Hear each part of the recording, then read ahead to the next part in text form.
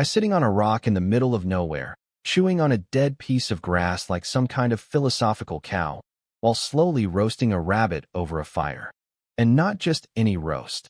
I was out here seasoning it mid-air like a street magician, flicking spices off my fingers like I was born for the Food Network. A few steps away, my guy Marco, big dude, full armor, was hand-feeding soybeans to the horses like they were his precious little babies. The man would die for those horses.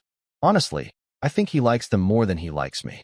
Then my three boys, Ed, Cass, and Tom, strolled back from taking care of business. I didn't ask what kind of business.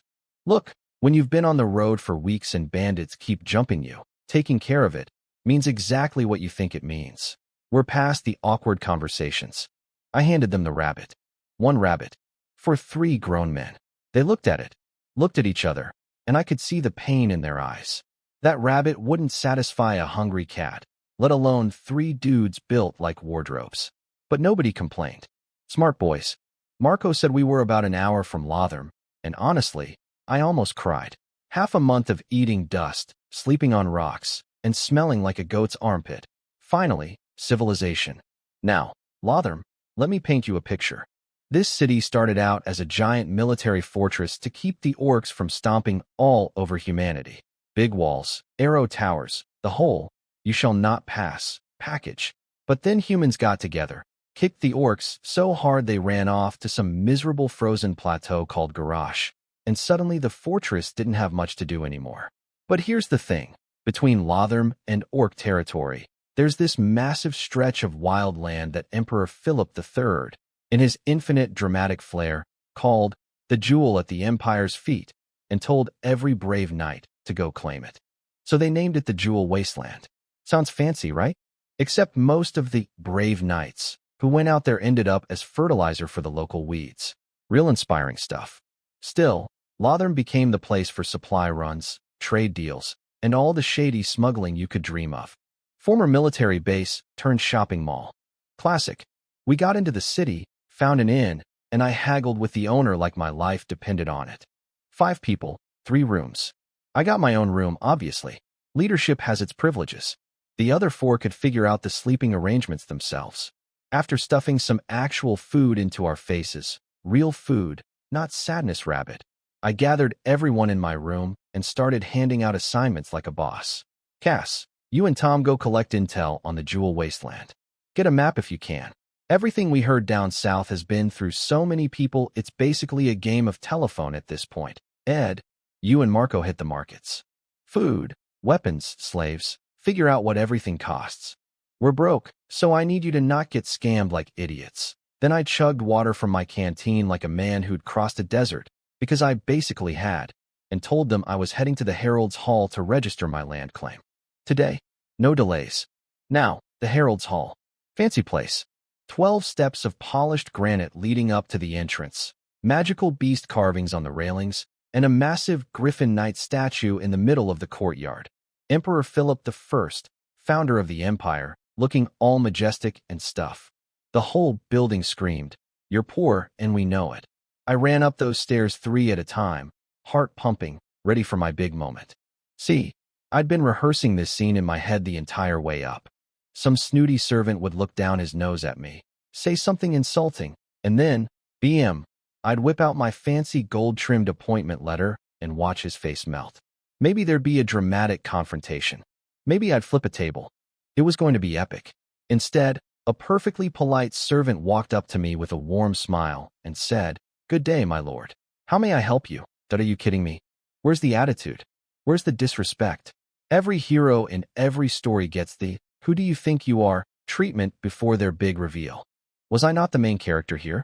I swallowed my disappointment, pulled out the appointment letter, and said as coolly as I could manage, "Loren Horneck, here to claim my territory." The servant blinked, checked the seal, verified my name, and bowed politely. "Right this way, Baron."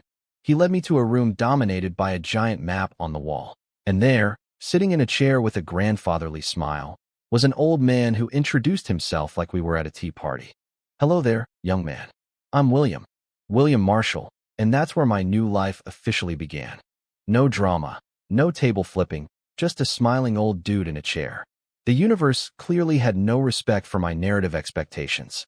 Alright, let me explain something about myself, because context matters. So in this empire, there are these people called pioneer knights. Basically lunatics who volunteer to go tame wild, dangerous lands for glory and a fancy title. They've been doing this for centuries, hacking through southern jungles and western deserts like landscapers from hell. Even Lothram itself was built by pioneer knights back in the day. Now, most of these pioneers start with the rank of knight. Me? I walked in with a barren appointment letter. And before you say, big deal, let me tell you, the gap between knight and baron is like the gap between, I work at a startup, and I own the startup. Most knights spend their entire lives trying to cross that line and never make it. But here's the thing. I knew it wasn't my fancy baron title that got this old man to greet me personally. It was my last name, Horneck. The Horneck family is kind of a big deal down south. They backed the right emperor during a power struggle, got rewarded with mountains of land, and climbed from a small viscount house to a full-blown marquis family with their own knight order that made the southern tribes wet their pants on sight. And me? I'm the family's dirty little secret, the bastard son. My dad, Pedro Horneck, was the firstborn heir of the family. My mom was, well, according to family gossip, a witch. Which honestly explains a lot about me. Here's the tragic comedy of my origin story. Dad and Mom were apparently genuinely in love. Dad funded my education, got me tutors for reading and fighting, the whole package. Life was pretty sweet. Then Dad decided to ruin everything. See, instead of sitting on his butt and waiting to inherit a massive fortune like a normal person, Pedro Horneck had to be an adventure junkie. When I was 14, he and Mom snuck off to explore some ancient ruins like a couple of teenagers sneaking out to a party. We'll be right back, they probably said. They were not right back. They were never back. Gone. Poof. Off the face of the earth. And just like that, my life went from comfortable bastard son to everyone's favorite target. At 16, I mysteriously fell into the water. Yeah, fell. The way people fall off balconies in political dramas. Totally an accident that definitely had nothing to do with the fact that Dad's legitimate wife came from another powerful family and had a grown son who'd really prefer I didn't exist. Oh, and Dad had 2 brothers who also wouldn't mind me disappearing. I basically had a waiting list of people who wanted me dead. Luckily, Grandpa Conrad, the family patriarch, happened to be walking by and had someone fish me out. Then he sent me home and basically said, "Good luck, kid," without the "good luck" part. I spent 3 days in bed with a raging fever. And that's when things got weird. Because that's when the real me showed up. A soul from Earth. From a whole different world. Took over this body like someone stealing a rental car. Oh, and I didn't come alone. I brought a system with me. You know, like in those video games? Kill stuff, gain experience, level up. Except this was real life and the stuff was trying to kill me back. After absorbing the original Loren's memories and doing some quick math on how many relatives wanted me dead, I made the smartest decision of my new life. Get out. I joined the army. I spent 5 years in the Imperial Southern Legion, specifically the Falcon Corps, and worked my way up to Centurion at Drambo Outpost, which, by the way, was the most exposed, most dangerous post on the entire border. The kind of place they send you when they either really trust you or really want you to die. But here's my secret weapon, the system. Every swing of a sword, experience points. Every push-up, experience points. I could literally get stronger by doing anything physical.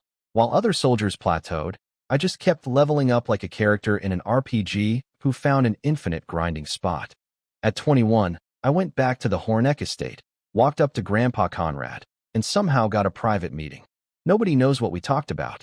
The next day, in front of the entire family, I signed away my inheritance rights I technically never had as a bastard, but whatever, and in exchange, I got my Baron Pioneer appointment letter. Most Southern nobles figured old Grandpa just felt guilty about his missing son and threw me a bone. A few smarter ones suspected he was trying to plant Horneck influence in the north. Either way, I didn't care. I had my ticket out. So now, back to the present. There I was, sitting across from William Marshall, honorary count, former vice commander of the Southern Legion, and one of Emperor Philip VI's inner circle. I'd actually seen this old man once before. He gave a victory speech at a military rally, and thanks to my system-enhanced eyesight, I got a good look at his face from way across the field. Loren Horneck, served in the Falcon Corps of the Southern Legion? The old man asked. Yes, sir. Former Centurion of Drambo Outpost. Drambo. That's the most forward position on the entire borderline, isn't it? Worthy of the Horneck name. I didn't confirm or deny, just smiled. Let the old man think whatever he wants about my family connections. Then William cut the small talk. Military men don't do circles, he said, and dropped a bomb on me. When I was younger, I owed old Conrad a favor.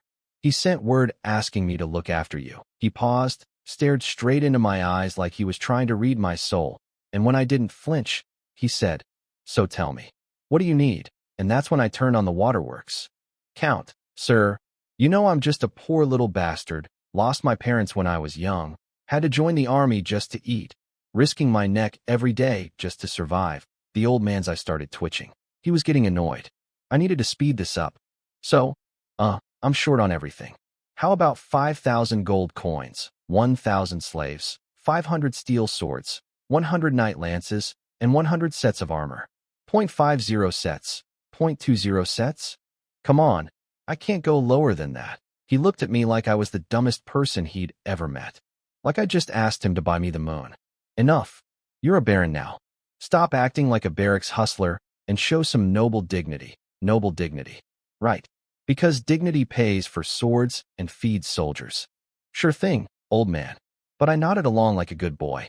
Then he absolutely destroyed me. Don't tell me you're broke. I know all about the famous Drambo military merchant. You think I don't know you were running a side business out of your outpost? Got busted. I just smiled awkwardly. What else could I do? He offered me discounts at the United Trading Company for supplies and weapons, which was actually pretty generous. Then came the real prize. He walked over to the giant map on the wall, a map of the Jewel Wasteland, and said something that made my brain explode with joy. Normally, Pioneer Knights don't get to choose their territory. The Herald's Hall assigns it. But I'm making an exception. You pick your land, and make it a bit bigger than usual. I almost passed out. I'd come here with a bag of bribe money ready, and this old man just handed me a blank check. He pointed to a spot close to Lothram. Safe area, decent neighbors, good resources, water, minerals, easy supply lines. This used to belong to some count's son, he said, but the kid died a couple years ago, killed by natives or orcs, who knows. The way he said it, zero sympathy, maybe even a little pleased, told me everything. That dead kid's daddy was a landed noble, and William Marshall, as an honorary noble, clearly had beef. Political pettiness transcends all universes, apparently, but I wasn't interested in the safe spot. Too close to Lothram meant too much oversight. Too many neighboring pioneer territories meant too many powerful families breathing down my neck. I didn't leave the Horneck family drama just to walk into more political nonsense. I looked deeper into the wasteland. Way deeper. Into the parts of the map covered in question marks and skull symbols. The old man sat back down and waited patiently. I pick here, I said, drawing a circle in the middle of nowhere.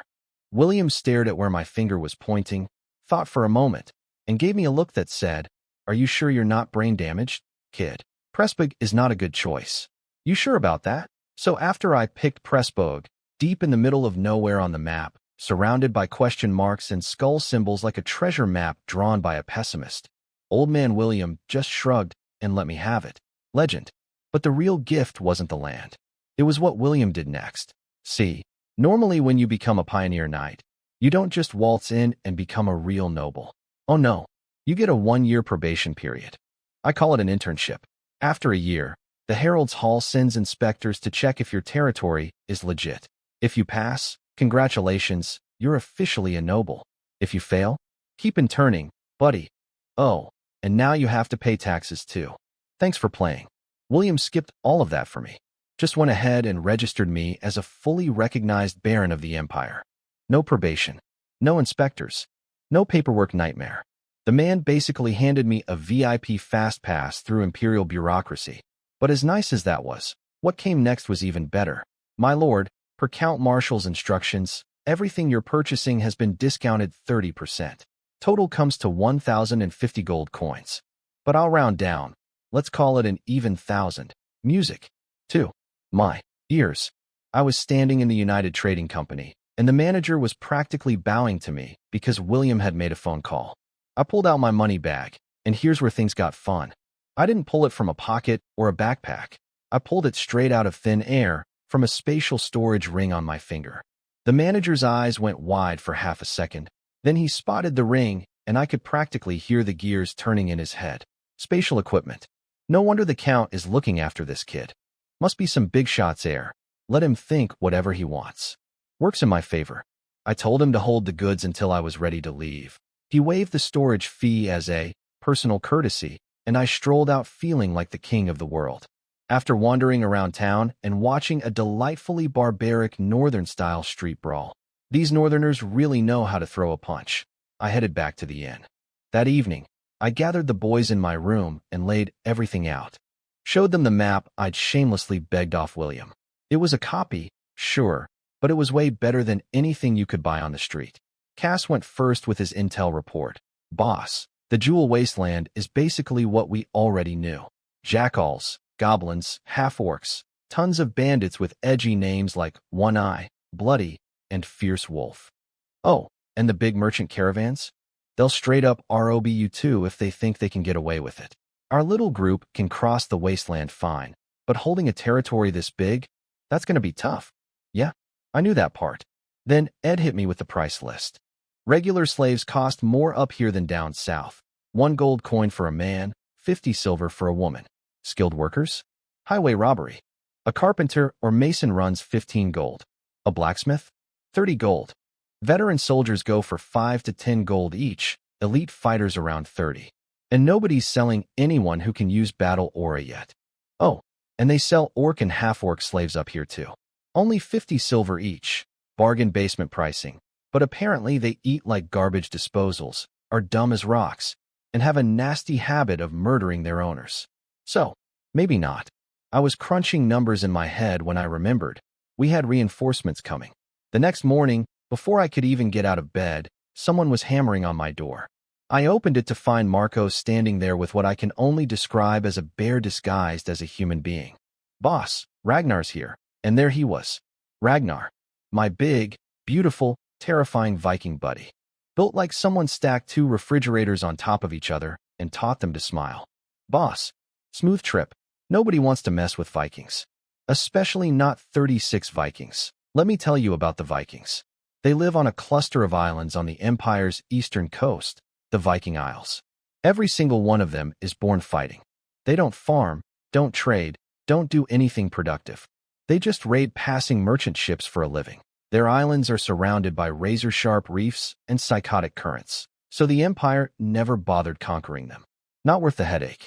Instead, the Empire occasionally hires Vikings as mercenaries, which is how Ragnar ended up under my command during my military days.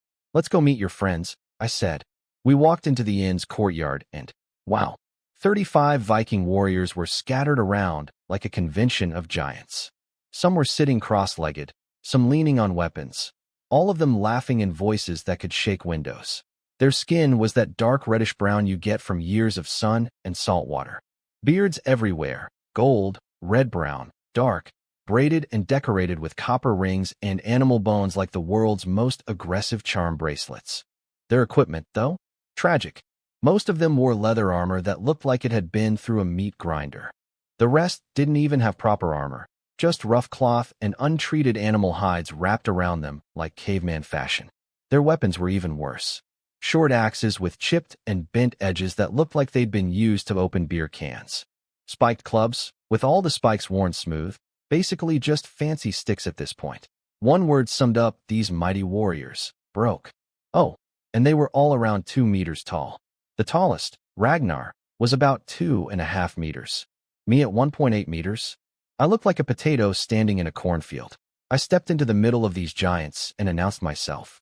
Gentlemen, I'm Ragnar's boss, Loren Horneck. Quick sidebar, I'd added Lee to my name when I registered at the Herald's Hall. In noble circles, adding a new surname signals you're distancing yourself from your original family. Since the Horneck family and I had the emotional bond of a rock in a hard place, I figured why not throw my Earthlife surname in there. A little memorial to my previous existence. Nobody here would ever know what it meant, but I did, and that was enough. I'm Ragnar's boss, which makes me your boss. Follow me, and I'll make sure you get booze, meat, and women. All you need to do is remember 3 things. I kicked Ragnar out of my way. Literally kicked him, and walked to the center of the group. 1. Obey. 2. Obey. 3. Obey. I say go east, you don't go west. I say chase dogs, you don't chase chickens. Dead silence. 35 massive Vikings just stared down at me like I was a yapping chihuahua who'd wandered into a wolf den. Not a single reaction. Ragnar tried to step in, but Marco grabbed his arm and shook his head. The old crew knew what was coming. All right then, I said, grinning. I hear you Vikings have a tradition. Whoever's the toughest is the boss. So let's fight. Beat me, and I'll give each of you 100 gold coins as travel compensation. Lose, and you work for me. No complaints. A tall Viking stepped forward immediately. Kobe, you're going to regret this, Ragnar warned him. Ragnar, I can't beat you, but I can't beat this little potato either, little potato. I stopped walking. My mouth curled into a very specific smile. Ragnar and Marco and every single one of my old soldiers saw that smile and collectively thought, oh no, here we go. Back in the Falcon Corps, everyone knew that the Centurion of Drambo Outpost was the pettiest man alive. Just ask those supply officers who woke up naked and tied to the flagpole at 3 in the morning. They'd tell you all about it. We headed to Lotham's arena. It was morning, so the place was empty. Just a sleepy attendant at the door who nearly had a heart attack when he saw a small army of giants walking toward him. He ran to get the manager. The arena manager was short, fat, and had the friendliest face you've ever seen. Tiny little eyes that practically disappeared when he smiled. But the second he saw my Vikings, those tiny eyes lit up like lanterns. He sidled up to me and whispered, my lord, any interest in selling these warriors to the arena?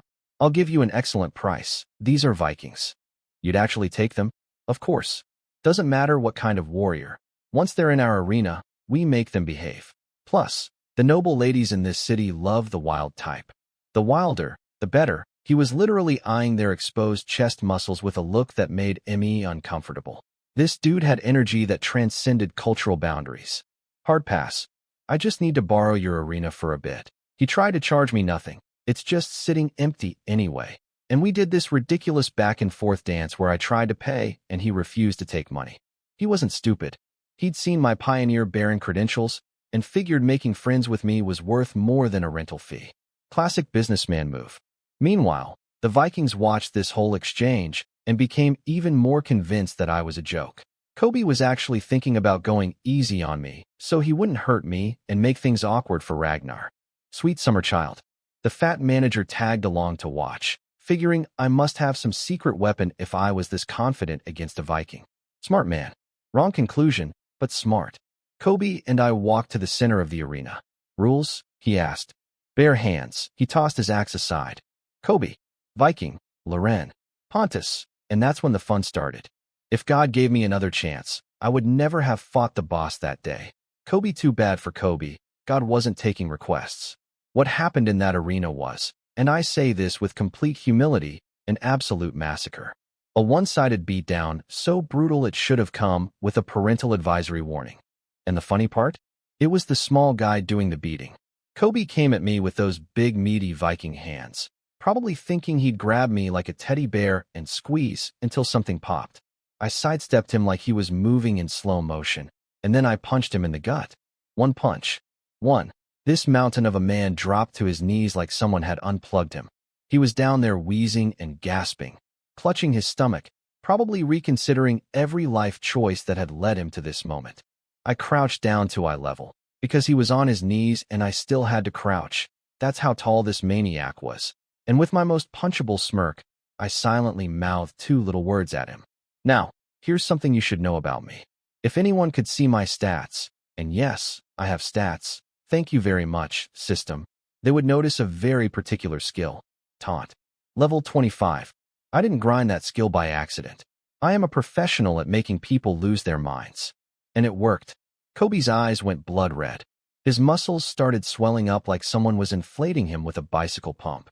Veins popped out across his body like angry snakes. His skin turned dark crimson, and he started roaring like a wounded bear. Meanwhile, over on the sidelines, Marco nudged Ragnar. Is he a berserker? Ragnar shook his head. Nah, the boss just pissed him off, and my boy Ed? Ed casually walked over to the fat arena manager and said, "You might want to get a priest ready. We're gonna need one." That's how well my team knows me. So there's Kobe, fully rage mode, bulked up like a balloon animal made of anger, screaming his head off, and I was holding both his wrists. This 2.5-meter tall Viking berserker was thrashing with everything he had, and I was just holding him, like a parent restraining a toddler having a meltdown at the grocery store.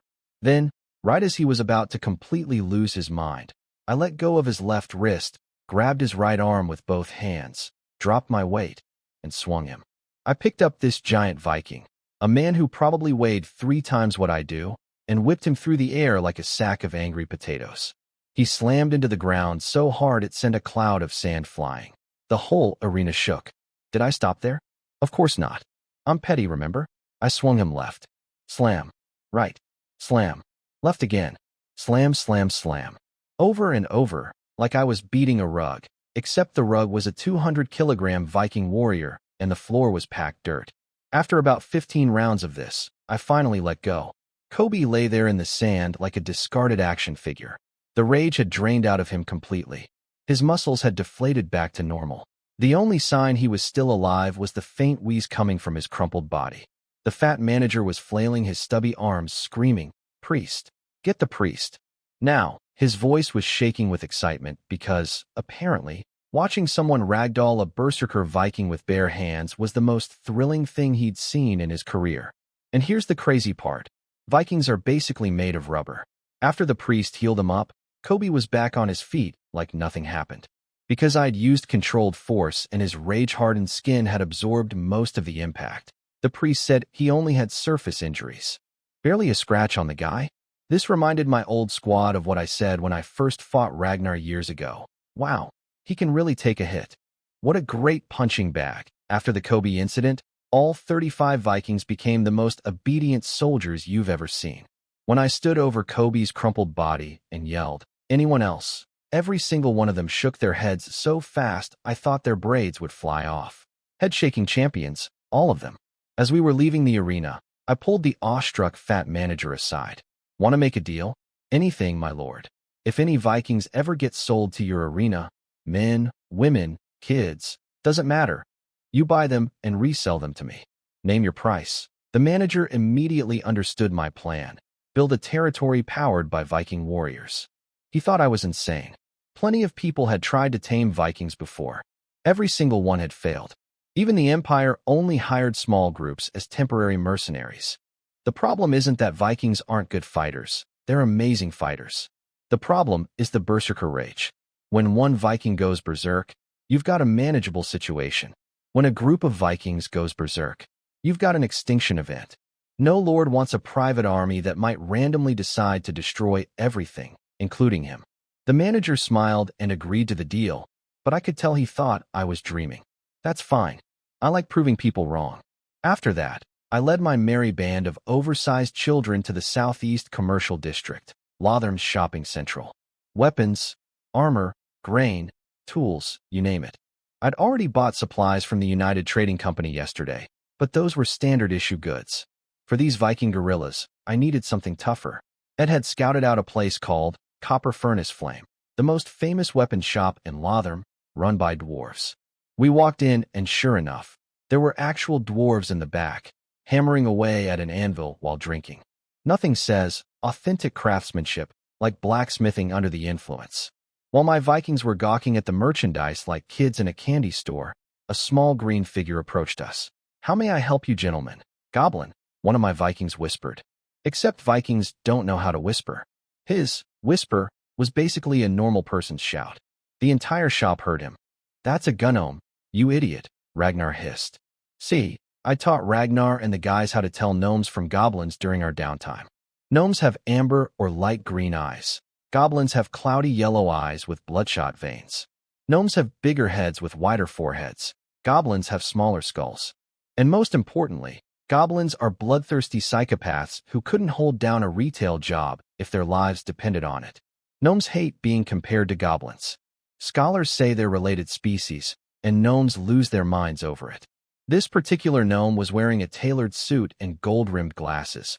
Looked a bit ridiculous on his tiny green frame, honestly, but he was clearly trying very hard to not look like a wild goblin from the wasteland. I kicked the Viking who'd said the G-word and apologized profusely. Sorry about that. My men are Vikings. They're basically cavemen with axes. Please forgive the misunderstanding. The gnome adjusted his glasses with the most dignified smile. No offense taken. A common mistake. Copper Furnace Flame is always delighted to serve people of culture. Now that's professionalism. I looked at this elegant little green gentleman, then looked back at my herd of unwashed barbarians who were touching everything like tourists at a museum, and I genuinely considered drowning them all in the nearest river. I need to equip these savages, I told the gnome. Good quality only.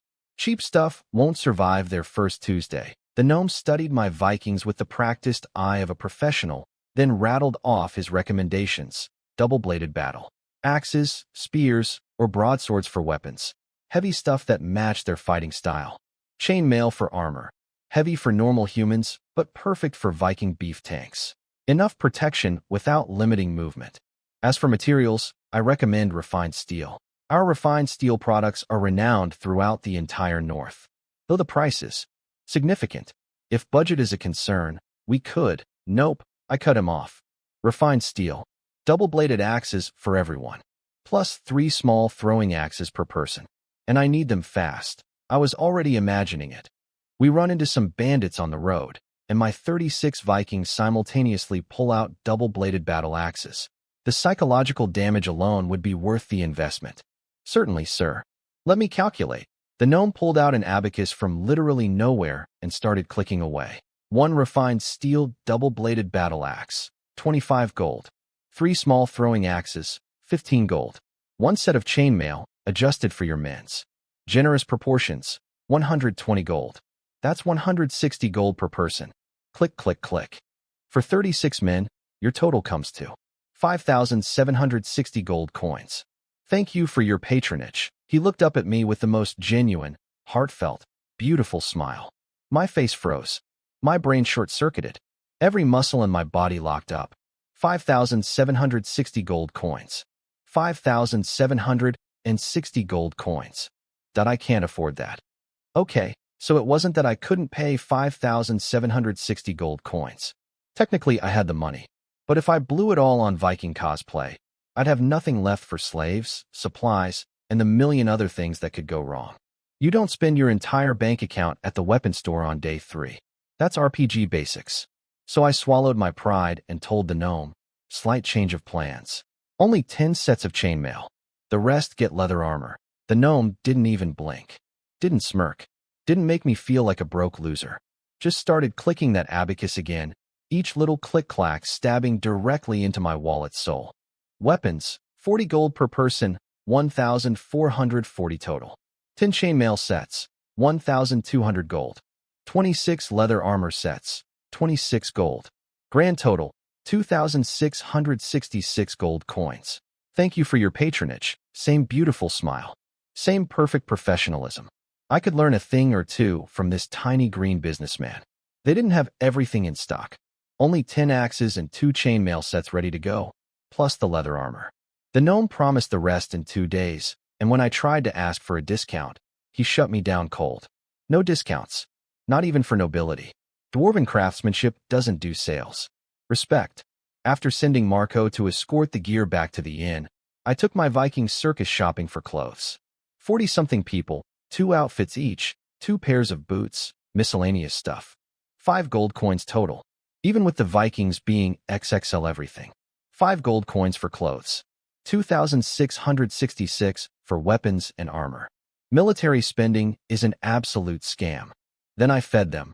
Watching Vikings eat is like watching a natural disaster happen to a buffet, and after that, I made them take baths.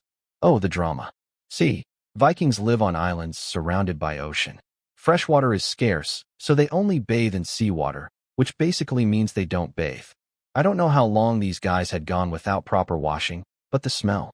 Walking downwind from them was a biological weapon. They protested. They grumbled. They looked at the bathhouse like I was leading them to execution. But then they remembered what I did to Kobe, and suddenly everyone became very enthusiastic about personal hygiene. Amazing how a good beating improves cooperation. Clean and dressed in fresh clothes, I marched my crew to the slave market. We must have been quite a sight. Me at the front, 36 freshly scrubbed Vikings behind me, stomping through the streets like a gang from a Hong Kong crime movie. People literally scattered out of our way. Back on Earth, I used to watch those films where the boss walks into a restaurant with 50 guys behind him. Never thought I'd be that guy. At the slave market, I got straight to business. Ed had already done the scouting, so I knew exactly what prices to expect. 200 adult male slaves, 50 adult females, 5 carpenters, 5 blacksmiths, 3 masons, 2 tailors. How much? The slave trader, tall, skinny, greasy smile, practically rubbed his hands together. 200 men, 200 gold. 50 women, 25 gold. Skilled workers, 300 gold. Total, 525 coins. But for a big customer like yourself, let's round down. 520. After the weapons shopping bloodbath, I was squeezing every coin. 500. Sir, please, we're a small operation, we can't possibly. Fine, keep your 520. But here's my condition. I want slaves with families. If they've got elderly parents or kids, I'm taking them too. Old people at 5 copper each. Children at 1 silver. Under 5 years old, also 5 copper. The slave trader's eyes lit up like I'd just offered him Christmas early. Old people and children are dead weight to slave traders. They eat food but can't work. Some traders just dispose of them after selling the adults. The lucky ones get thrown in as freebies. I was offering to buy the garbage. To him, I was the greatest customer in history. Then Ed came back from inspecting the slaves and whispered something to me. Something interesting. You've got beast folk slaves back there? I asked the trader. Oh yes. Orcs make the finest warriors. Whether it's guarding an estate or fighting on the... He glanced at my 36 Vikings and swallowed the rest of that sales pitch. Yeah, buddy, I think I'm covered in the big scary fighters department. You're selling Rhine Lion tribe members? Now that got his attention. The Rhine Lion tribe is basically orc royalty. Selling their people as slaves is like kidnapping a prince. You don't do it unless you've got serious protection behind you. The trader panicked instantly. No, sir. Those aren't Rhine Lions. They're Tepperson Mastiff folk, Dogue tribe, dog-headed beast folk. He dragged us to the backyard to prove it. And yeah, he was right. Real Rhine Lions are 3-meter-tall giants with golden hair. These guys were barely 2 meters with brownish curly hair. They were Mastiff folk, a subspecies of the Dogue dog people who got a raw deal in beast folk society because they looked too much like the Rhine Lions. Their whole history was basically, you look like the royals, so we hate you. Go farm dirt, and if things get bad, everyone goes to prison. Centuries of persecution just for having the wrong face. Reminded me of some Earth history I'd rather not think about. These mastiffs weren't captured, the trader clarified nervously. I bought them. From a bear tribe noble. You know how it is. No major wars for decades. The Garrosh Plateau can't feed everyone. So orc nobles sell off their own kind. Orc nobles selling orc commoners to human slave traders. Lovely. Though honestly, human nobles do the same thing and worse, so I wasn't in a position to judge. 20 mastiff folk. Name your price. We haggled back and forth. I even pulled out my Baron certificate, hoping the title would scare a discount out of him. Spoiler, it didn't. A Baron apparently doesn't carry enough intimidation factor for the slave trade underworld. We settled on 5 gold per mastiff, 100 gold total for all 20. That evening, back at the inn, 41 people took over the entire first floor. The Vikings attacked the dining hall like it was a military objective. Roast meat disappeared by the plateful. Ale barrels were drained like water cups, and that was with me limiting everyone to 2 mugs each. The innkeeper abandoned his counter to help the servers keep up. I sat there watching the carnage, feeling each plate of food punch another hole in my money bag. This is what bankruptcy feels like, I thought. Delicious, noisy bankruptcy. Then the front door swung open. First came a soldier in light scale armor, about 30, scar on his left cheek from an arrow, hand glued to the short sword at his hip, eyes scanning the room like a secret service agent. Then, a golden-haired young man. Couldn't be older than 25. Handsome face, blue eyes, wearing a fitted dark brown hunting outfit with a rapier at his waist. He moved with that casual confidence only nobles have, the kind that says, I've never worried about money or been punched in the face. Behind him, 2 bodyguards, 1 giant with a battle axe, 1 wiry with twin daggers, an archer, a priest in gray robes with a wooden holy symbol, and 2 knights in chain mail with proper swords. My rowdy Vikings went dead silent. 36 barbarians staring at 7 strangers like wolves sizing up new wolves. The young noble gently tapped the armored soldier's shoulder. The soldier stepped aside, and the blonde pretty boy addressed the room. Would the Baron Loren Horneck please identify himself? I am Loren Horneck, and I've come to pay my respects. I didn't stand up. I picked up my ale, raised it in his direction with the most casual salute possible, and said, "Good evening, Sir Hawk." His bodyguards looked like they wanted to murder me on the spot for the disrespect, but Lon waved them down before they could start anything. Smart kid. He sat across from me. My boys gave up their seats and went to hang with the Vikings. I hope you'll forgive the unannounced visit, Baron. All guests are welcome. Have a drink. I pushed a mug of ale toward him. He took a polite sip and commented that my manners were more northern than southern, meaning I was informal and a bit rough around the edges. He said it like a compliment. Maybe it was. The wasteland natives don't care about noble etiquette, I said. They respect blades and fire. Wouldn't you agree, Frost Hawk Lord?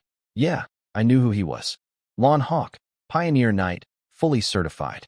His territory, Frost Hawk Domain, sat on the edge of the Jewel Wasteland, northwest of Lothram. It was marked on the map I'd sweet-talked out of William. I hadn't paid much attention to it since his domain wasn't anywhere near my route, but I'd memorized the name. Always memorized names. Naturally, Lon agreed.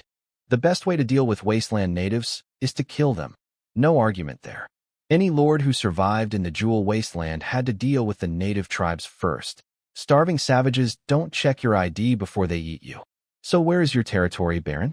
We Pioneer Knights should watch each other's backs. After all, Pressbook, there it was. That micro-expression. His eyebrow twitched, just barely, blink and you'd miss it, before he pulled on the most perfect diplomatic smile. The Baron certainly has.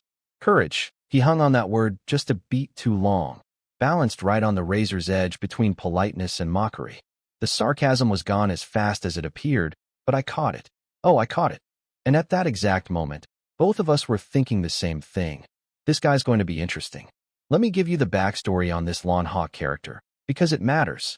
The Hawk family are military nobles. Grandpa Hawk earned his Earl title through battlefield glory and got land up north. Problem is, they're outsiders in the north. Imagine moving to a new neighborhood where everyone's been there for generations and they all look at you funny. That's the Hawks. Lon is the golden boy of the 4th generation, Grandpa's favorite. Instead of following the safe family career path, he went rogue, pulled some strings, became a pioneer knight, and actually built a functioning territory called Frost Hawk Domain. Grandpa was so impressed he started funding the whole operation. Rebellious grandson energy, but with family money. Must be nice. He'd come to Lothram to sell minerals from his territory and report to Grandpa. Was planning to rest for 2 days, then head home. But then he heard the morning gossip. Some southern baron showed up and beat a Viking warrior barehanded at the arena. His plan was simple. Best case, befriend me, use me as a bridge to the Horneck family back south, expand the Hawk network.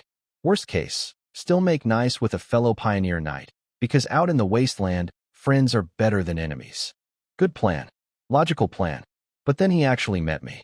Saw me sitting there with 36 Vikings like I owned the place, and something in his noble brain went, you know what? Let's mess with this guy. My read on the situation was even simpler. North-South noble rivalry. I'd heard the stories. When a southern noble shows up on northern turf, the locals have to give you a hard time. It's basically tradition. And Pretty Boy here was following the script. We sat there staring at each other in silence for an uncomfortably long time. 2 young nobles, both refusing to blink first. Real mature stuff. Finally, Lon broke the silence. I've heard the Baron is quite the warrior. Defeated a Viking in the arena today. My followers would love the honor of a friendly demonstration. What do you think? Translation. Let's fight. I knew the game. If I wanted anything useful from the Hawk family in the future, I had to show some strength.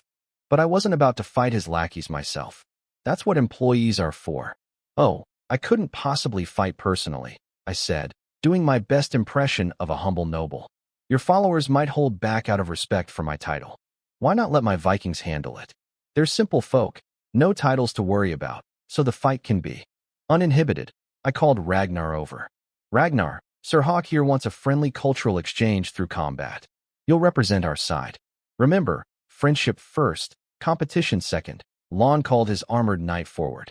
Gal, you're up. And I love this part.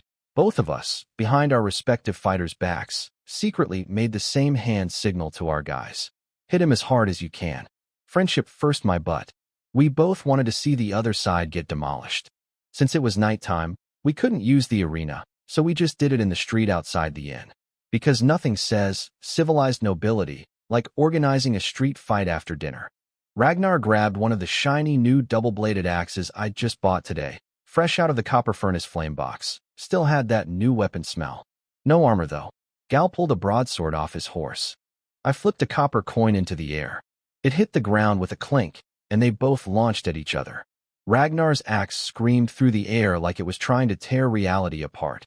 His arms, thicker than most people's legs, swung that axe down with the force of a small avalanche.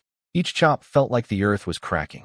Gal had planned to strike first with a horizontal sweep, but Ragnar was faster. With his height and reach advantage, Gal realized the axe would hit him before his sword could connect. He had to step back and block upward with the broadsword. The clang that followed made everyone's teeth rattle. Gal's boots carved 2 deep trenches into the packed dirt as he skidded backward from the impact. Lon and his crew looked like someone had slapped them across the face. They'd never seen a Viking hit that hard. Ragnar was laughing, actually laughing, while windmilling his axe in silver arcs through the firelight. Gal's hands were going numb, but the man was no pushover. In a split-second gap between swings, golden battle aura suddenly lit up his sword, and he thrust at Ragnar's throat like a striking viper. Battle aura. The good stuff. Ragnar had to pull his axe back to block, metal sparking on impact. But here's where Ragnar's strategy, if you can call hit really fast, never stop, a strategy, proved devastating. He started swinging faster. One axe blow after another, non-stop, relentless. A blizzard of steel. Gal had real technique, proper training, real sword skills. But he couldn't use any of it because every time he tried to change tactics, another axe strike would come screaming in and force him right back into blocking mode. He looked like a puppet, just standing there, broadsword raised overhead, catching blow after blow after blow. Clang, clang, clang. Then Ragnar stopped. Just stopped, stepped back, and the damage became clear. Gal's battle aura had already shattered. His hands were trembling uncontrollably. The tip of his broadsword was scraping against the cobblestones in these pathetic little jerky movements. Scree, scree, like a dying heartbeat. Blood from his split palms mixed with sweat and dripped down the blade onto the ground. We lose, Lon announced. He sent his followers to collect Gal. The priest healed the split hands quickly enough, but Gal's arms kept shaking. You can heal the wound, but the body remembers the beating. Your Viking warrior is truly impressive, Lon said, and to his credit, he meant it. He wasn't stupid. He'd seen Vikings fight before, and normal Vikings were only slightly better than regular soldiers. Definitely not strong enough to bulldoze a trained or a using knight. But Ragnar was different. Massive, impossibly strong, and fast. He'd used nothing but the most basic, caveman simple attacks, and still made a skilled knight look helpless. Because when someone's swinging a freight train at your face every half second, fancy footwork doesn't matter. You block or you die. Lon walked over and said something that sounded like a compliment. Baron Loren, now I understand why you chose Pressbug. If all your Vikings are as strong as this one, your legend will spread across the entire Jewel Wasteland. Perhaps even the whole North, if all my Vikings were that strong. He knew they weren't. He was basically saying, you've got one good fighter, and you think you can survive in the deep wasteland? Cute. I side-eyed this smug pretty boy and thought, keep talking, genius. Ragnar didn't even use Berserker mode. He didn't even use his second Berserker transformation. If you knew about that, your perfect little jaw would hit the floor so hard it'd crack the cobblestones. But I said nothing, just smiled. Then came the classic noble farewell, the kind that sounds warm but means absolutely nothing. If Baron Loren ever encounters any difficulties while pioneering Pressbug, please don't hesitate to visit Frosthawk Domain. The Hawk family would be delighted to assist. After all, we pioneers should support one another. The Hawk family and Frost Hawk Domain look forward to building a sincere and lasting friendship with you. Sincere, lasting friendship. I looked at that perfectly polished noble smile and mentally spat on the ground. Nobles. They're all the same insufferable breed. Solon Hawk left that night with his polished smile and his sincere friendship speech, and I let him go with the enthusiasm of someone waving goodbye to a door-to-door salesman. Look, I just arrived in the north. I didn't know who was who hated who, or which families were secretly plotting to murder which other families. The last thing I needed was to pick a side in some political soap opera I hadn't even started watching yet. My plan was simple: get to my land, build walls, become a warlord nobody wants to bother. The Loren Horneck dream: be left alone. Next morning, I told the Vikings to stay at the inn and not cause trouble. And to make sure they understood the gravity of this order, I told Ragnar, if anyone goes out and causes problems, I'm not beating them. I'm beating you. To death. Ragnar's goofy grin froze on his face like someone had hit the pause button. He swore up and down that nobody would leave the building. The Vikings would be proper ladies. His death stare at the other Vikings was so terrifying that 35 grown warriors physically shivered. Beautiful leadership through fear. I taught him well. With the barbarians contained, Marco and I hit the town for a supply run. United Trading Company for provisions. Then over to Copper Furnace Flame to harass the gnome about my order. Big mistake going back to that shop. That gnome was the greatest salesman in the history of any world. He started showing me small accessories and useful extras, and before I knew it, I was buying things I didn't even know existed 5 minutes ago. Each item seemed so reasonable, so necessary, so perfectly suited to my needs. I literally had to run out of the store. Cursed merchant, I yelled, stumbling into the street, clutching my deflated money bag like a wounded animal. I am 100% certain that if I'd stayed another 10 minutes, that elegant green con artist would have cleaned me out to my last copper coin while smiling the entire time. But credit where it's due. Maybe because I'd spent so much money, Copper Furnace Flame delivered the rest of my order that same evening. The Vikings went absolutely feral with excitement when they got their new double-bladed axes and throwing hatchets. Like kids on Christmas morning, except the kids were 2 meters tall and the presents could decapitate people. Ragnar distributed the 10-chain mail sets to the best fighters. My original 4 guys, Marco, Ed, Tom, and Cass, already had their own gear, so they sat this one out. The Vikings' old equipment? Garbage, but I wasn't throwing it away. Those 20 Mastiff folk needed something, and beggars can't be choosers. With my finances in critical condition, I'd started recycling like my life depended on it, which it kind of did. Now, here's where I need to talk about the rock-armored camels. The United Trading Company had refused to sell me these things before, but yesterday, the manager suddenly offered me 2 at a steep discount. Almost a gift. I suspect William Marshall either heard about my arena fight or got nervous that the Hawk family was trying to recruit me and decided to increase his investment in my success. Either way, 2 rock-armored camels, practically free. And oh my God, these creatures are magnificent. Picture this: 8 to 10 meters long, 4.5 meters tall at the shoulder, covered head to tail in natural rock-hard shell plates that get even harder when the animal secretes a special goo under threat. Despite looking like a dinosaur crossed with a tank, they're gentle as puppies. They eat grass, any grass, even dried-out garbage grass, and can survive weeks on almost nothing. Special shock-absorbing feet let them walk across any terrain. They carry tons of cargo on their backs. They've got internal water storage for long trips. They're basically the perfect pack animal, and every army and merchant guild in the world wants them. Wild ones have been hunted to near extinction. 80% of all rock-armored camels are now farm-raised. They're expensive, and buying those 2 basically wiped out my remaining gold. I was now officially broke. Like, checking between couch cushions for copper coins, broke. My mood for the next 2 days was what you might call volcanic, but the camels were worth it. After loading them with all my supplies, there was still room on their backs for the elderly, children, some female slaves, and the skilled workers to ride. Everyone else walked or took the regular horse carts. The 20 Mastiff folk? Hands tied, guarded by 2 Vikings. Trust is earned, not given. We left Lotharm at dawn and headed north. Day 1 was still civilized. Villages along the road, farmers stopping to stare at our circus parade, occasional cavalry patrols from the city. Normal stuff. Day 2. The road started disappearing under wild grass. Abandoned windmills. Collapsed cottages. Empty livestock pens. Civilization was thinning out like hair on a stressed man's head. Day 3. Even the ruins were gone. Instead, we started finding rotting corpses of wasteland natives. Vultures circling overhead like they were running a catering service for death. Lovely scenery. Day 4 brought a surprise, a human outpost. A stone castle stood at the edge of nowhere, nothing like the fancy southern castles.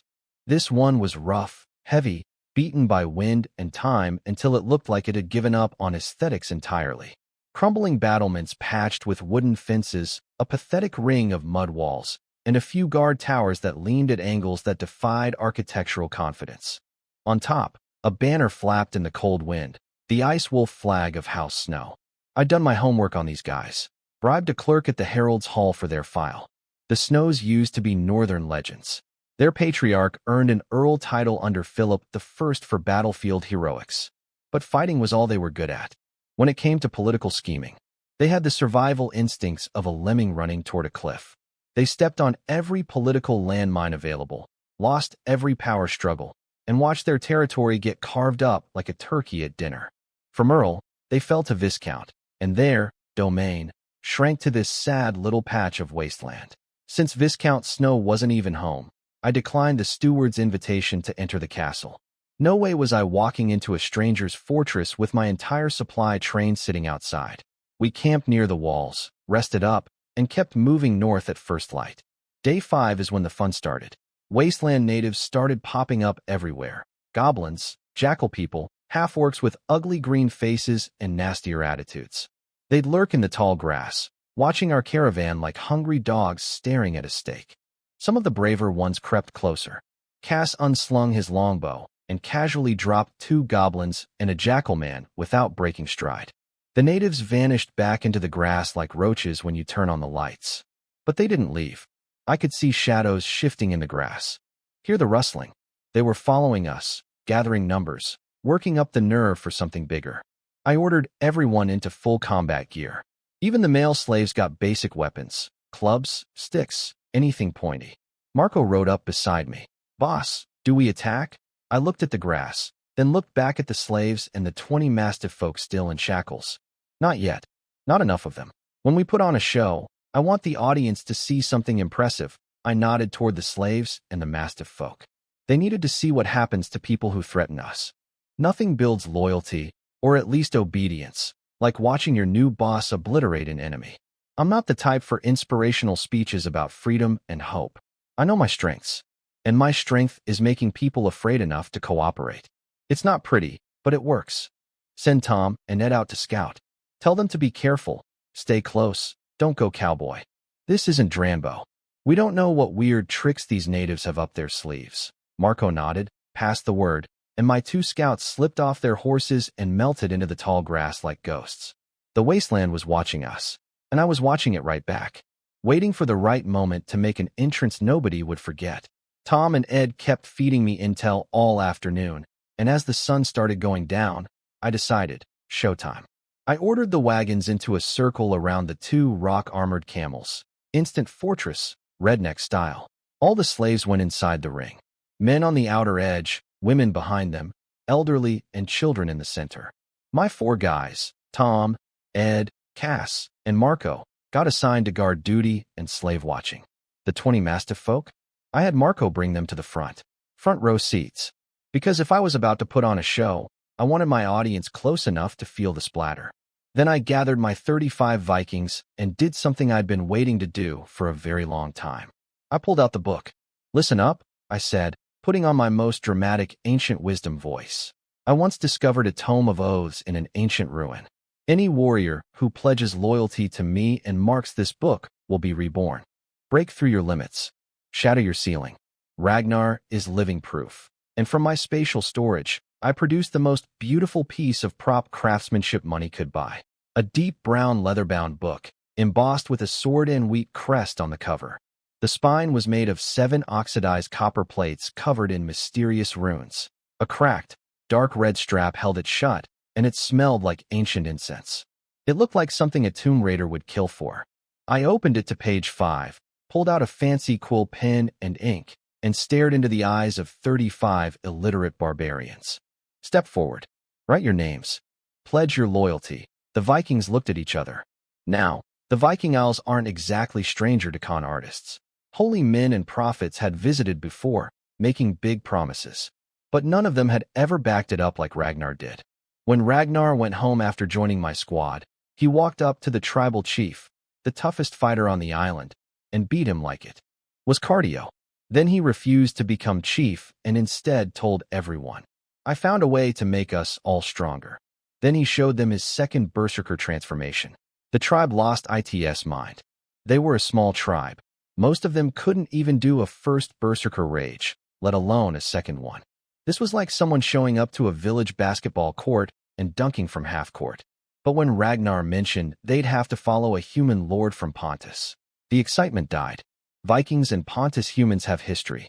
Not genocide-level bad, but they've screwed us over enough times bad. The tribal elders debated and decided to send 35 warriors as a test group. If the deal was real, they'd send more. So here they were. They'd seen me fight. They'd been fed, bathed, and armed. They wanted to believe. There was just one tiny problem. Kobe scratched the back of his head and said, Boss, we can't write." I completely forgot these muscle-brained cavemen were all illiterate. I'd been so focused on looking cool with my ancient book and dramatic speech that I forgot my audience couldn't spell their own names. I walked up to Kobe and kicked him out of sheer frustration. "Then use your thumbprint, idiot." One by one, the Vikings dipped their massive thumbs in ink, bellowed their names at the top of their lungs, because Vikings don't know how to do anything quietly, and smashed their prints onto the pages of my beautiful fake ancient book.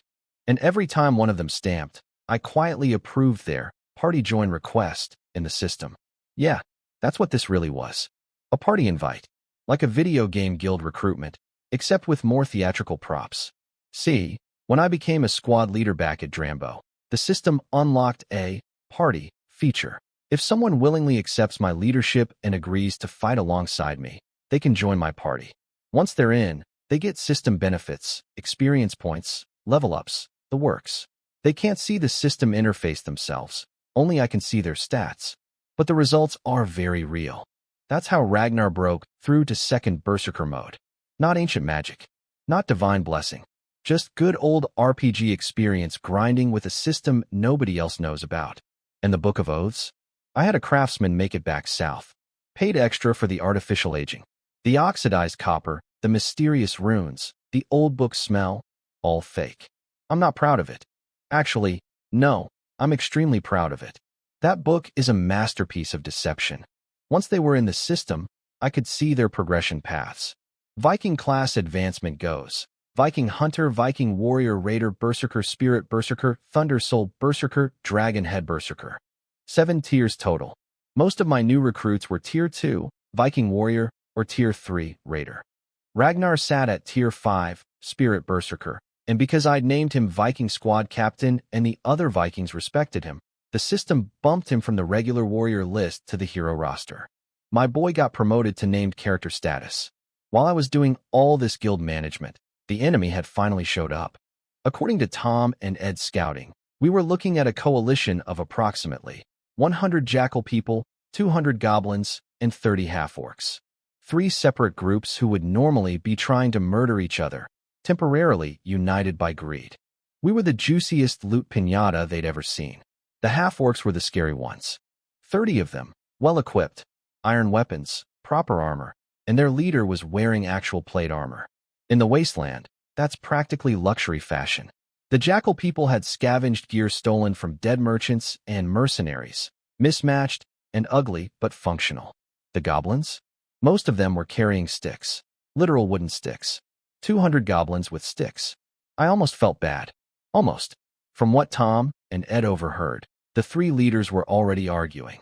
Classic villain alliance problems. The half-orc commander wanted to wait for nightfall and do a proper ambush. Smart move. Patient. Professional. Clearly the only one in the group with a brain. The Jackal Chief, big one with a meteor hammer, and the Goblin Sorcerer wanted to attack now. Their reasoning? If we wait, the bigger tribes deeper in the wasteland will hear about this caravan and come steal our prize. We won't even get leftovers. The half-orc commander spat on the ground in disgust.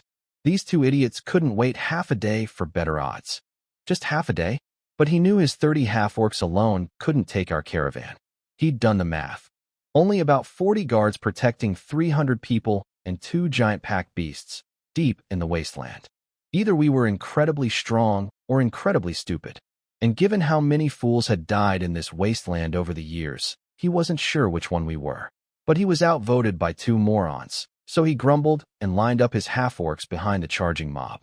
330 enemies, 41 of us fighters, and an audience of slaves and mastiff folk watching from behind the wagon wall. Perfect. The natives didn't keep me waiting. Bless their hearts.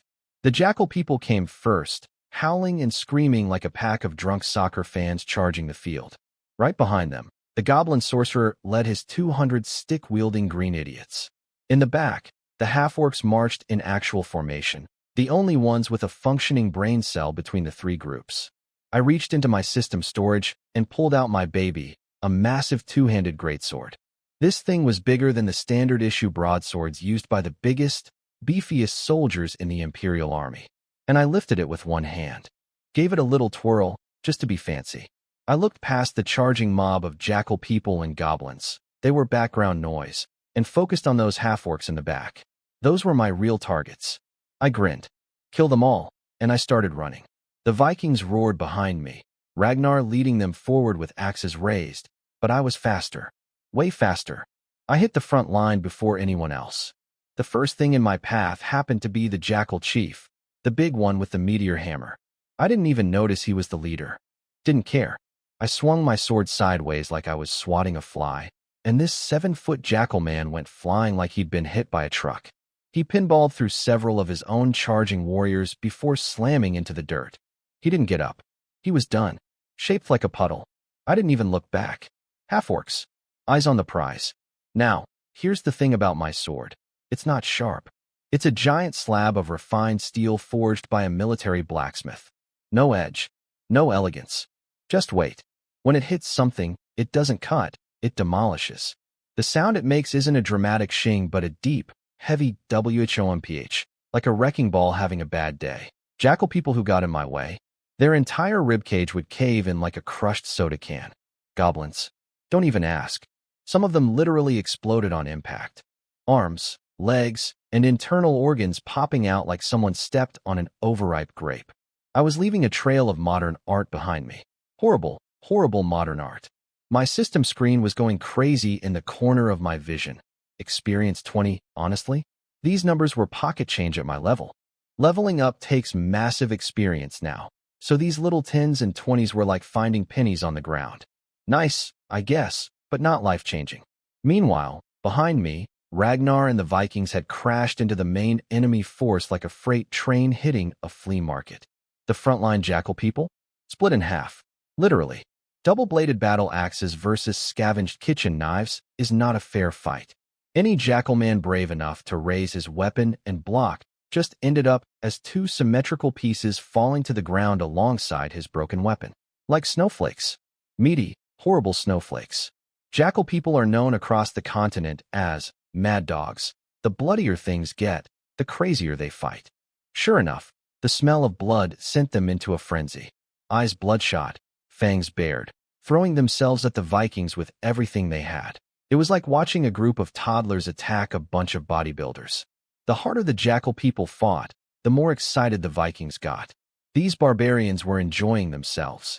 The resistance just made it more fun for them. After the Vikings chewed through the jackal people, they hit the goblins, and I can't even call this a battle. It was comedy. The goblins took one look at what had just happened to the jackal people and immediately threw down their sticks. Some ran. Some froze. Some literally pressed their faces into the dirt and stuck their little green butts in the air, trembling. Those trembling green butts were apparently the funniest thing my Vikings had ever seen. They were dying laughing. One Viking even slapped a goblin's, but with the flat of his axe like a paddle, and the poor goblin was so terrified it soiled itself on the spot. Multiple goblins did, actually. The smell was educational. When the goblins broke and ran, the jackal people suddenly remembered they had survival instincts too. One dropped his weapon and bolted, and then it was a chain reaction. The whole jackal army scattered in every direction. My Vikings were smart enough not to chase. 36 guys can't run down 300 fleeing enemies across open wasteland. Instead, they rounded up prisoners, following my pre-battle orders. Kill the jackal people, keep the goblins alive. I had plans for those little green guys. By the time the Viking side of the battle wound down, my side had been over for a while. I was standing with one foot on the half-orc commander's chest, surrounded by 30 half-orc corpses arranged in a lovely circle of death. The commander was staring up at me with eyes full of hatred and terror, a fun combination. What had he just witnessed? A single human, young, not particularly huge, had mowed through his entire 30-man squad like a farmer harvesting wheat. Every horizontal sweep of my sword sent 3 to 5 half-orcs crashing to the ground. 30 trained, armored warriors, and they couldn't even get close to me. The grand finale? I'd smashed one of his men's heads open right in front of him, like cracking a ripe pumpkin. Then I'd kicked the commander himself over with a casual boot to the chest that shattered his ribs on impact. I looked down at him. "Do you speak common?" He tried to answer. His mouth opened, but blood came out instead of words. He moved his lips, coughed up a spray of red, and couldn't form a single syllable. I looked at this half-orc gargling his own blood and muttered to myself, "Crap, hit him too hard." Then I stepped on his chest. His already cracked armor disintegrated, exposing dark green skin underneath. A wet crunch echoed across the field as his ribcage collapsed inward like a stomped cardboard box. Experience 50. The golden text floated up in my peripheral vision, and the half-orc commander went still forever. Side note, one of my favorite system features is being able to reposition, resize, or hide the notification text. Whoever designed this system understood user experience, because if I had to fight with 10 EXP popping up in the center of my vision every 2 seconds, I'd lose my mind before any enemy could kill me. I dragged my greatsword behind me and walked back to the caravan. This whole attack, barely a warm-up. But here's what I was really thinking about. My territory's biggest problem isn't monsters or hostile natives. It's people. I don't have enough of them. Fighters like today's attackers are everywhere in the wasteland, small fries by the thousands. And deeper in, there are much bigger forces. My Vikings are incredible, but 40 fighters can't hold and develop an entire territory. This isn't a single-player game where I can solo the whole map. A territory without people isn't a territory. It's just expensive dirt. That's why I'd bought those 20 Mastiff folk in Lothern. Everything I'd read said they were strong fighters with incredible noses, perfect patrol soldiers at minimum.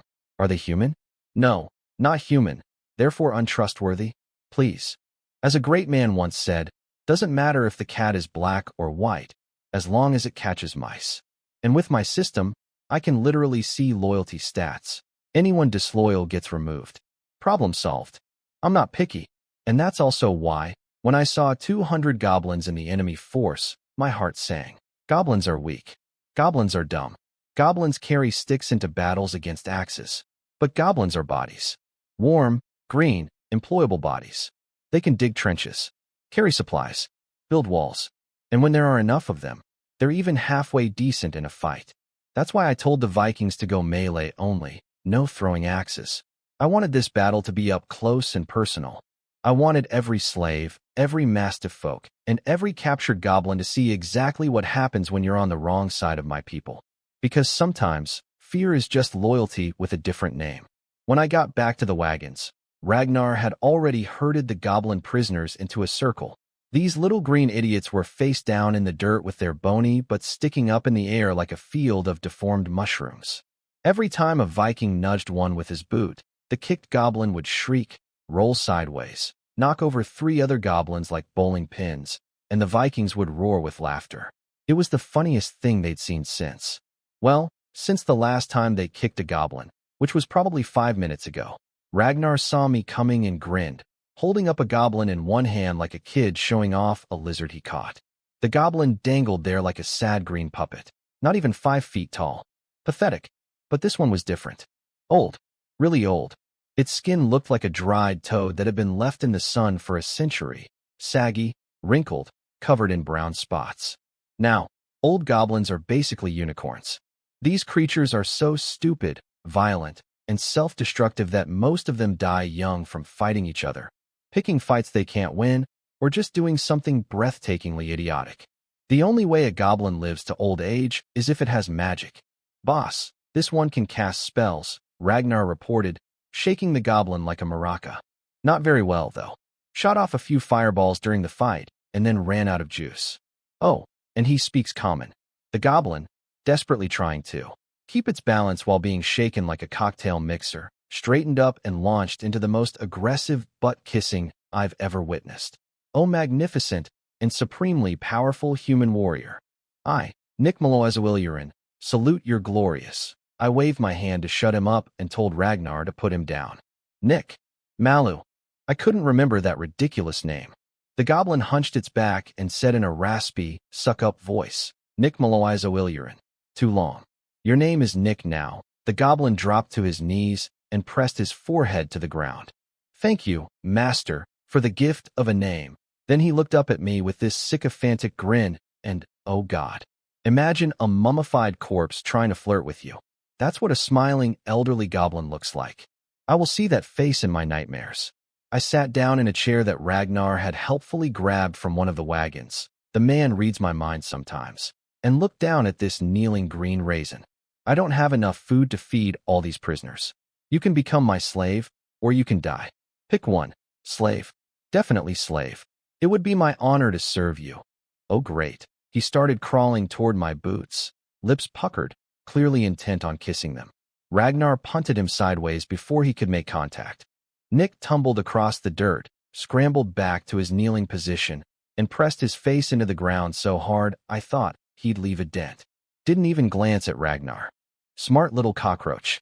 Now, here's the interesting part. When I checked my system, Nick's party join request had popped up, but there was something extra about this goblin. Something the system was flagging. You're an interesting one, I said casually. Don't worry though, I don't care what secrets you're hiding.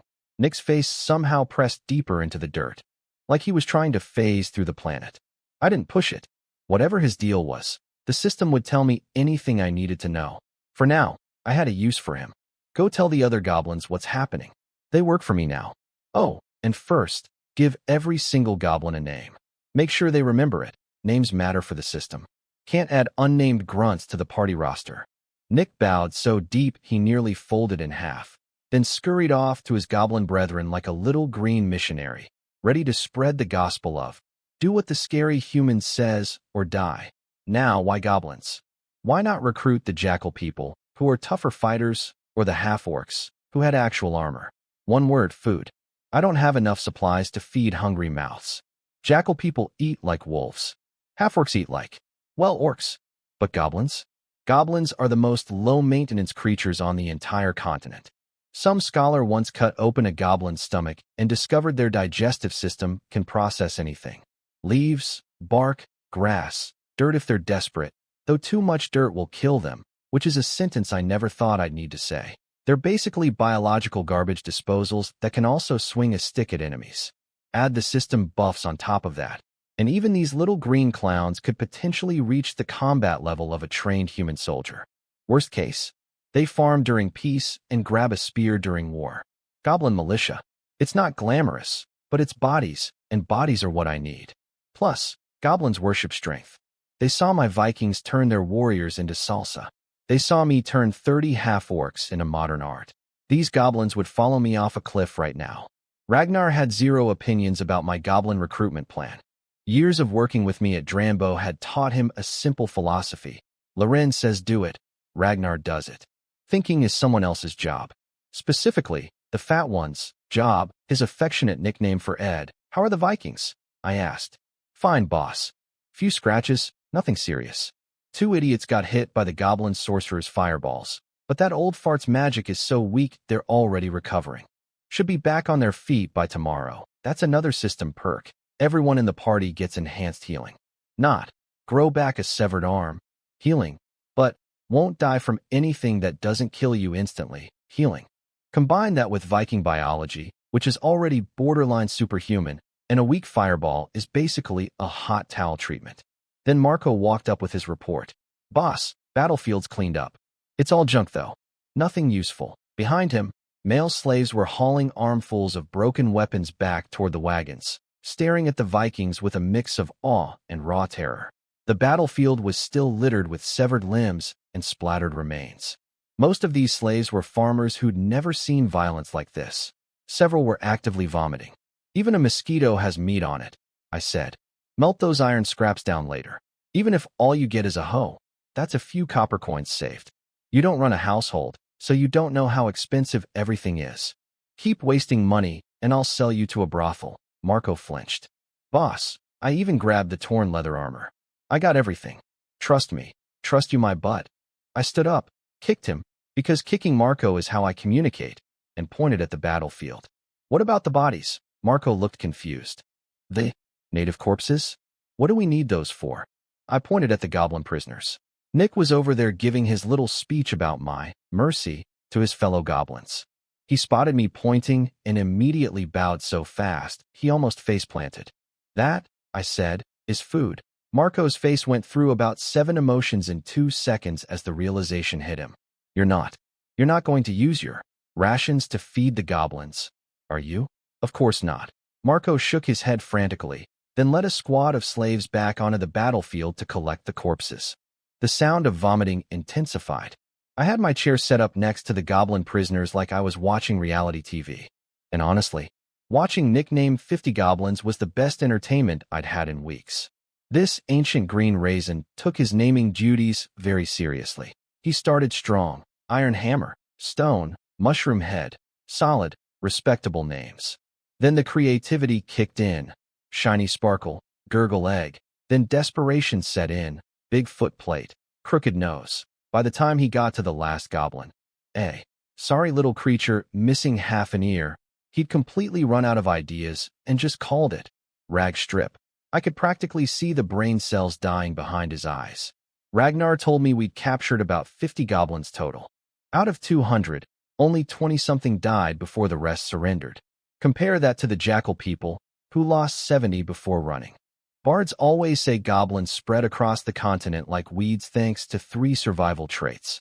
They breed like rabbits, they adapt like cockroaches, and they're cowards down to their DNA. After today, I'd say the bards undersold that last one. Once the moon came up, the campfires were lit, and Nick had finally squeezed the last name out of his depleted vocabulary. It was time for Phase 2. The Vikings gathered around. Cass brought the 20 Mastiff folk over, unchained now, but none of them dared twitch. Mastiff folk have better eyesight than humans, which meant they'd seen everything that happened during the battle in perfect high definition. Every split skull, every exploding goblin, every half-orc getting swatted like a fly. Whatever pride they'd had in their own fighting ability had been ground into powder and scattered in the wind. I sat in my chair like a king on his throne, pulled out the Book of Oaths, and delivered the same speech I'd given the Vikings earlier. Didn't bother checking if the goblins understood. Didn't matter. They understood fear, and that was the only language I needed. Nick, you first. Nick sprinted over, dropped to his knees, kissed my boot. I really need to start charging for that. Then stood up, took a dagger from Ragnar, and sliced his thumb. Oh right, I'd made a budget decision. Ink costs money. Blood is free. Plus, blood looks way more dramatic by firelight. Better for the whole, ancient sacred oath vibe I was going for. Nick pressed his bloody thumb onto the page. I approved his party request in the system and checked his stats. Loyalty, 65, not bad for a goblin I'd conquered an hour ago. I smiled at him. What I thought was a warm, encouraging smile. Nick's knees buckled instantly, and he crashed back to the ground, forehead slamming into the dirt. Loyalty, 70, apparently my friendly smile. Looks like a predator sizing up lunch. Good to know. Also, goblin cowardice is literally a loyalty-generating mechanic. The more terrified they are, the more loyal they become. This species was designed for me. Stand up. Call them one by one. Nick scrambled to his feet and started calling names. Now, here's my problem with goblins. They all look the same. Short, green, ugly, terrified. Without Nick yelling their names, I'd have no idea which entry in the system matched which goblin. so I had to cross-reference by name as each one came up. Mushroom Head. Wait, I stopped Nick mid-call. Check the system. Loyalty, 3232. That's not low loyalty. That's, I'm going to stab you in your sleep, loyalty. Ragnar. Break this goblin's legs. Throw it outside the camp. Far. Ragnar's face split into a grin that would haunt children's nightmares.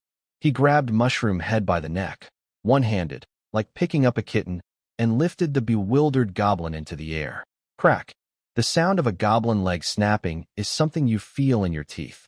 Mushroom Head screamed like its soul was being torn out. Ragnar didn't even pause. He grabbed the other leg. Crack. Then he handed the shrieking, twitching, broken goblin to another Viking like passing a bag of groceries. Throw it far. The screaming faded into the distance. Then silence. Total, absolute, hear a pin drop silence. The campfire popped once. Nobody breathed. The human slaves stood frozen, heads down, stealing terrified glances at me when they thought I wasn't looking. The mastiff folk were statues. And the remaining goblin prisoners? They were vibrating so hard the ground was practically buzzing.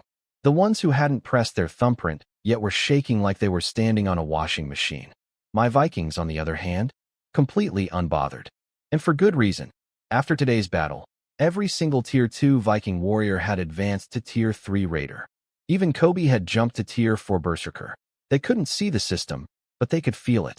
They knew each other's strength intimately, and the improvement was undeniable. The Book of Oaths was real. Their loyalty scores all shot past 90.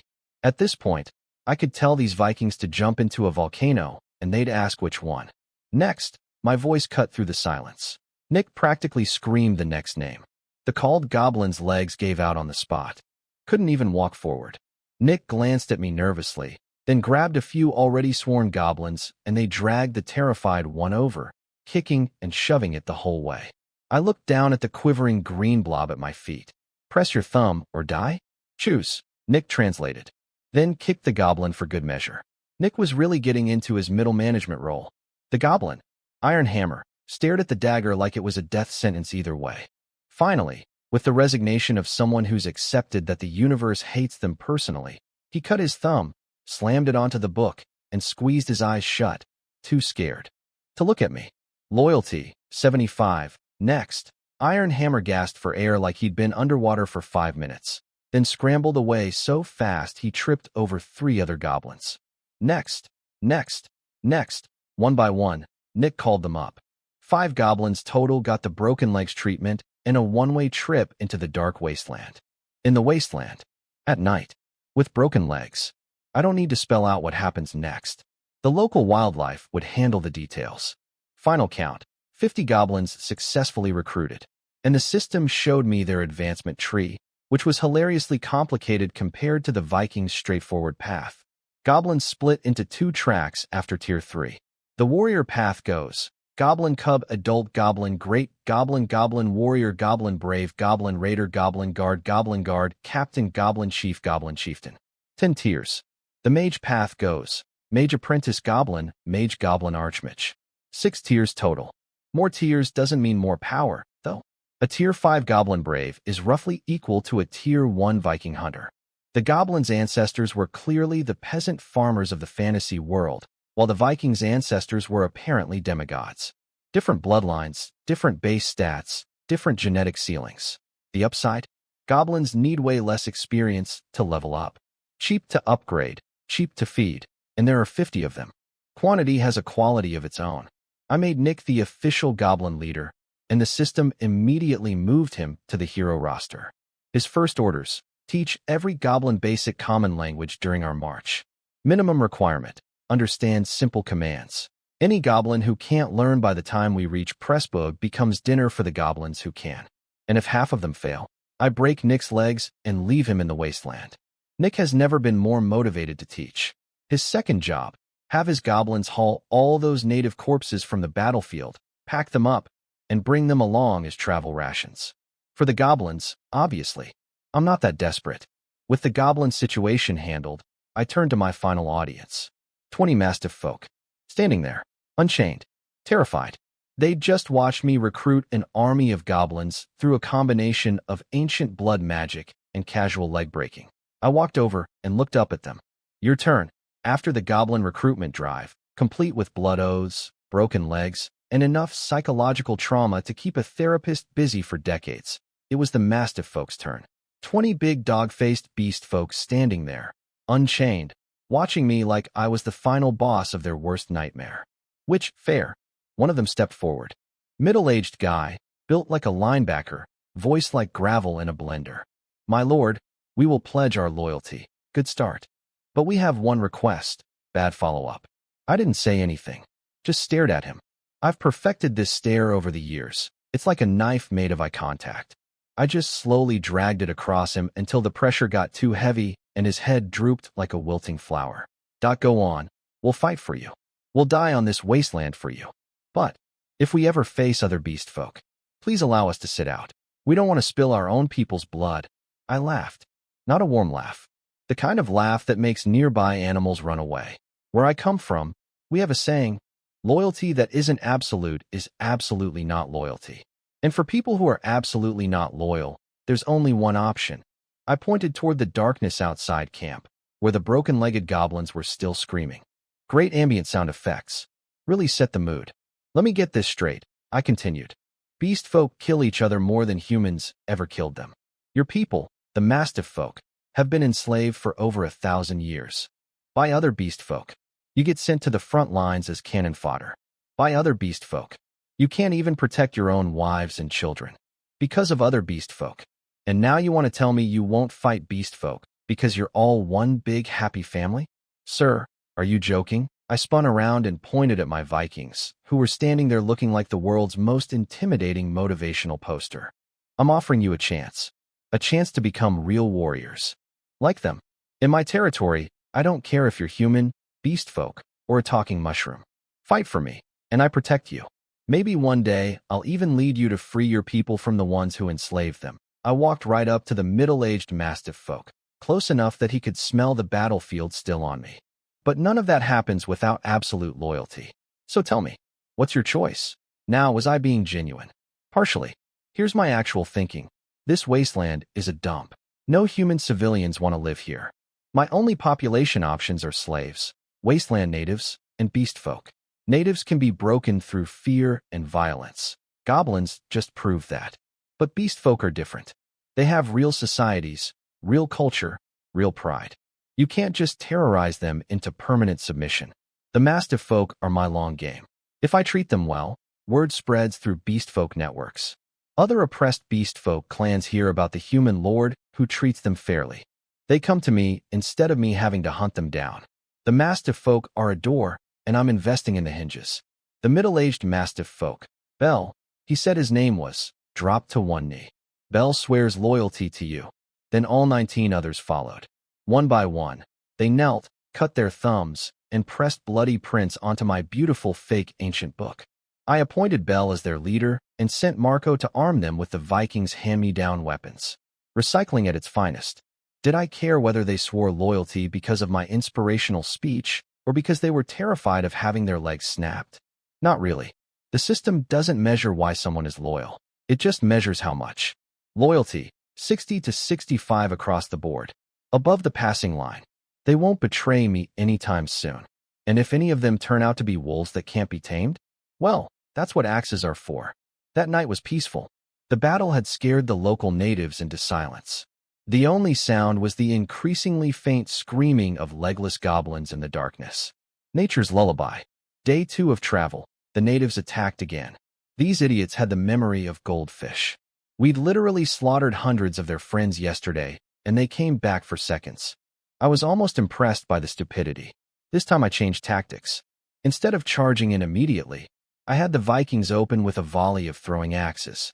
36 short axes spinning through the night air, whistling like angry birds of death, slamming into the charging mob and ripping holes through their formation. Beautiful, efficient, terrifying. Then we charged. Vikings first, mastiff folk and goblins following behind. The result was predictable. After getting pelted with flying axes, the natives were already half dead before we even reached them. The melee was a formality. My goblins, hilariously, were vicious when winning.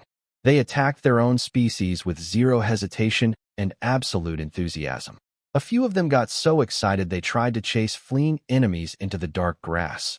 Had to have Vikings kick them back into line before they got themselves killed. Goblins fighting a winning battle are apparently the most aggressive creatures on the planet. Goblins fighting a losing battle are the most cowardly. There is no middle setting with these little green psychopaths. The Mastiff folk, though? Disappointing. Except for Bell, they were terrible. Their system advancement path looked promising on paper. Mastiff, Herder Mastiff, Hunter Mastiff, Warrior Mastiff, Berserker Mountain Guardian. 5 tiers. Not bad. But Bell was the only Tier 3 Mastiff Warrior. Everyone else was Tier 2 Mastiff Hunter, and 2 of them were still Tier 1 Mastiff Herders. Herders. On a battlefield. That's like bringing an accountant to a cage fight. Centuries of oppression had beaten the fight out of these guys. On the battlefield, they flinched at everything. When they did swing their weapons, they held back, like they felt bad about hurting things. Their natural physical stats were higher than the wasteland natives. Bigger, stronger, tougher, but their combat instincts were so dead that the blood-crazed goblins were actually more effective fighters. Let that sink in. Goblins were outperforming them. After the battle, I gathered the Mastiff folk near the prisoners. They looked miserable, shaking, traumatized, some of them barely holding it together. I called Ed over. Starting today, Ed is your instructor. He's going to reteach you how to fight. More importantly, he's going to teach you how to kill. Ed jumped into his role with the enthusiasm of a man who'd been waiting his entire life for permission to be terrifying. His first lesson, hands-on killing practice. He lined up the captured natives on their knees in front of the Mastiff folk and told them to execute the prisoners. Nobody moved. The Mastiff folk couldn't do it. They just stood there, weapons hanging at their sides, listening to the prisoners whimper. Bell stepped forward, probably to say something noble about mercy or honor. Ed kicked him flat on his back and shoved a finger in his face. Shut up. Cowards don't get to have opinions. Marco sidled up next to me. These Mastiff folk aren't really like the beast folk from the stories, huh? A species that's been enslaved for so long they've accepted it doesn't have fighting spirit anymore. Don't worry. Ed will grow their fangs back. Ed demonstrated by killing a goblin prisoner himself. Quick, efficient, clinical. Then he grabbed one of the kneeling Mastiff folk, physically lifted the guy's arms, and forced his hands to crush a jackalman's skull. That broke the dam. Every Mastiff folk grabbed their weapon, squeezed their eyes shut, and started swinging wildly at the prisoners in front of them.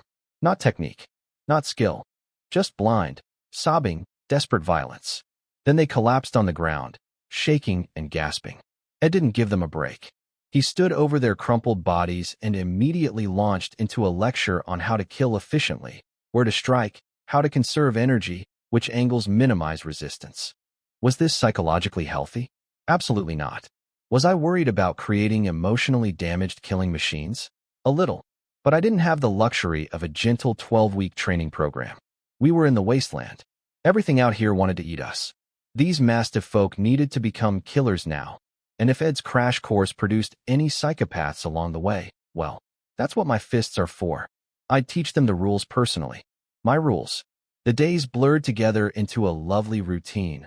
Walk, eat, get attacked by idiots, kill idiots, eat again, sleep. Repeat.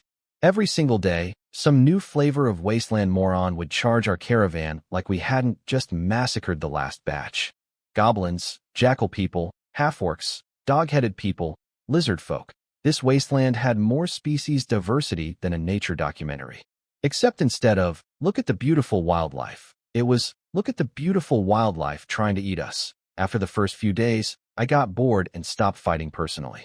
Handed the whole operation to Marco and Ragnar. Handle it. And they did. Every time.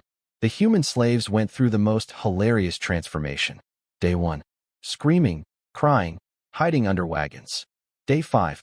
Sitting calmly inside the wagon circle, watching the Vikings work like it was dinner theater. Oh look, that one got split in half. Pass me the bread. Some of the braver male slaves actually volunteered to fight. I let them press their thumbs on the book, gave them cheap weapons from the trading company, and sent them out, with strict orders to Ragnar to babysit them. Every human slave was precious. Each one represented gold coins I'd already spent. Losing one was like dropping money in a river. Even my Vikings were getting bored. These wasteland natives had exactly one battle plan: scream and charge. That's it. No flanking, no tactics, no strategy.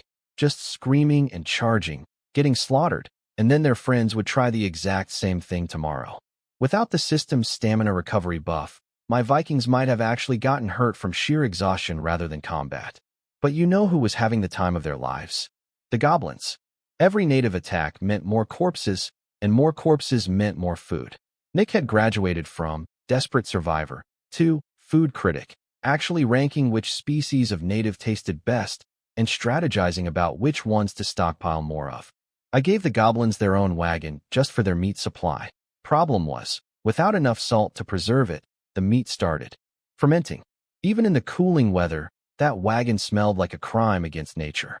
Nick wisely moved his entire goblin squad to the very back of the caravan, as far from me as physically possible. Smart goblin. He knew that on the annoyance scale, bad smell, plus daily native attacks, might push me over the edge. Now, Nick had one source of constant anxiety: the homework assignment. Teach every goblin basic common language, or I'd break his legs and leave him in the wasteland. Nick knew how stupid his own species was.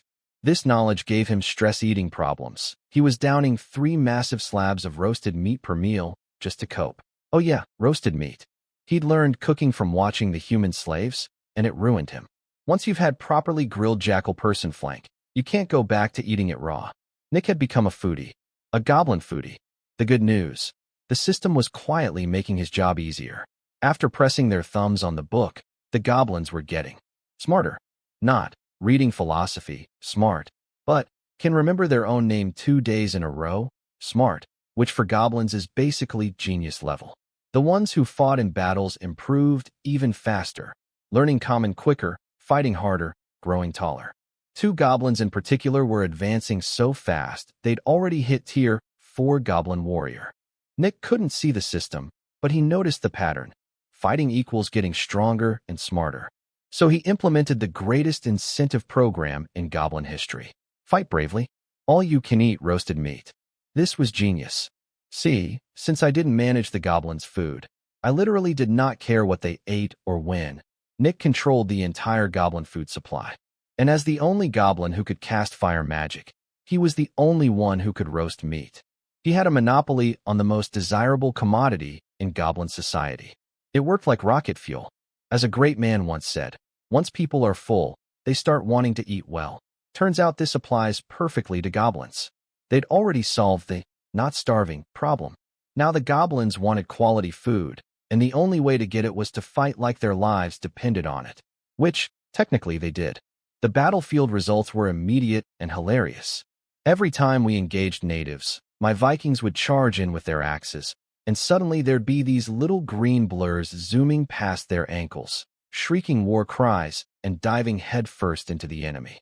The Vikings had to start watching where they swung, because these tiny green kamikazes kept getting underfoot.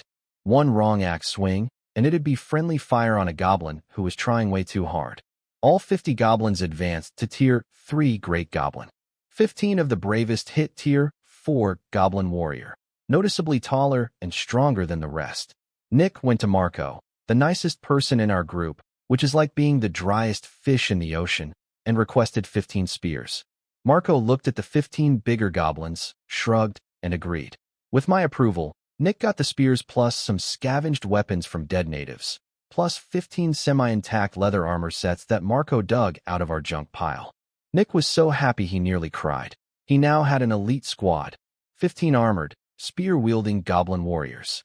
In battle, Nick would lead these 15 at the front. Well, front, meaning directly behind the Vikings, while the regular goblins swarmed behind them, cleaning up kills like little green vultures. Nick was living his best life. He had troops. He had strategy. He was a commander. For the Common Language project, Nick was making progress, but still panicking about whether it was enough. He didn't know what my minimum standard was, and he correctly assumed I wasn't the forgiving type. So he went to Marco for advice. Because Marco is the designated nice guy of our group on the surface. On the battlefield, Marco is a completely different person. I once described him as heart of a saint, hands of a killer. Off-duty Marco would help an old lady cross the street. On duty, Marco would do things that'd make the old lady faint. Marco didn't dismiss Nick just because he was a goblin. He listened patiently and gave him genuinely good advice. Integrate the goblins into the caravan's daily work alongside the human slaves. Let them learn common through actual conversation, not classroom drills. Nick treated this advice like holy scripture. He immediately ordered all goblins to participate in everything the humans did. Chopping wood, carrying water, cooking, setting up camp. Good goblins got roasted meat. Lazy goblins got to watch others eat roasted meat. Soon the caravan looked like the weirdest workplace in history. Human slaves directing goblins to carry supplies. Goblins stuttering out broken common. What? Do. Next, around the campfires, humans and goblins communicating through wild hand gestures, occasionally bursting into laughter when a goblin mispronounced something spectacular. Of course, some goblins were troublemakers. A few slacked off. One absolute moron actually bared his teeth and growled at a human slave. Nick almost had a heart attack. If I found out a goblin had threatened a human, Nick's legs were going on a one-way trip to Snap City. For the slackers, Nick sent his Tier 4 warriors to beat them senseless. No mercy, no appeals. For the goblin who'd threatened the human, Nick went to Marco and requested a 5-meter pole. Then he personally knocked out every single one of that goblin's teeth, one by one, tap, tap, tap, and hung the toothless, screaming goblin from the pole on top of a wagon. He even stuffed a rag in the goblin's mouth so the screaming wouldn't disturb my sleep. Nick, my man, employee of the month. He planned to leave the goblin hanging until it dried out and died, but the next day something unexpected happened. The human slave girl who'd been threatened actually came to Nick and asked him to let the goblin down. She felt bad for it. Nick didn't dare argue with a human, even a slave. In his mind, I was human, and any human automatically outranked any goblin. He ordered the goblin cut down. The toothless wonder would be drinking porridge for weeks, even with system-enhanced healing. After that little public service announcement, every remaining goblin became the most enthusiastic co-worker you've ever seen. They were helping with laundry, learning to repair wagons, stumbling through common sentences with the determination of someone whose dental plan depends on good behavior. I watched all of this from my comfortable distance at the front of the caravan, and I was genuinely impressed. Nick was turning out to be a capable leader, cruel enough to maintain order, smart enough to innovate, and terrified enough of me to never slack off. The perfect middle manager. Everything was going smoothly. The goblins were integrating. The Mastiff folk were slowly learning to kill under Ed's psychotic tutoring program. The Vikings were steamrolling every native attack on autopilot. Then Marco rode up next to me after yet another routine slaughter and said, "Boss, something feels off." Something was wrong and Marco was right to flag it. Even the dumbest creatures on this planet should have figured out by now that attacking our caravan was basically suicide with extra steps. But these natives kept coming. Every single day, sometimes twice a day, morning attack, evening attack, like they were punching a clock. Good morning, time to die? Oh wait, evening shift too. And the attacks were weird. Only 100 or 2 each time. They'd charge in screaming like they meant business, bounce off my Vikings like ping-pong balls off a concrete wall, drop a few corpses, and run away, somehow running 3 times faster than they'd charged. It was like watching someone sprint toward a brick wall, bonk their face on it, then break the land speed record getting away. This wasn't stupidity.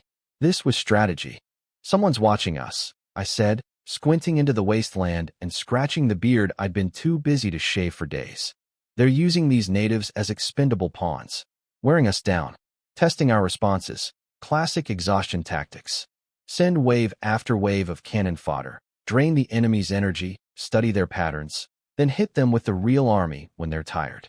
Spread the Mastiff folk around the caravan as scouts. Next attack, let the natives get close before engaging. Goblins go first, Mastiff folk flank from the sides, just a few Vikings to hold the line. I spat on the ground. Whoever said wasteland natives are brainless clearly never met these ones. Fine, let's see who blinks first. Nick, to his credit, wasn't scared when I told him goblins were now the front line. The little green warlord had noticed the same thing I had. Recent attacks were mostly goblins and weak jackal people. No heavy hitters. No half-orcs. No scary species. Just expendable trash being thrown at us like confetti. Nick's upgraded goblin warriors could handle confetti. The new strategy worked beautifully. By letting the natives get close before springing the trap, the Mastiff folk could cut off retreat routes.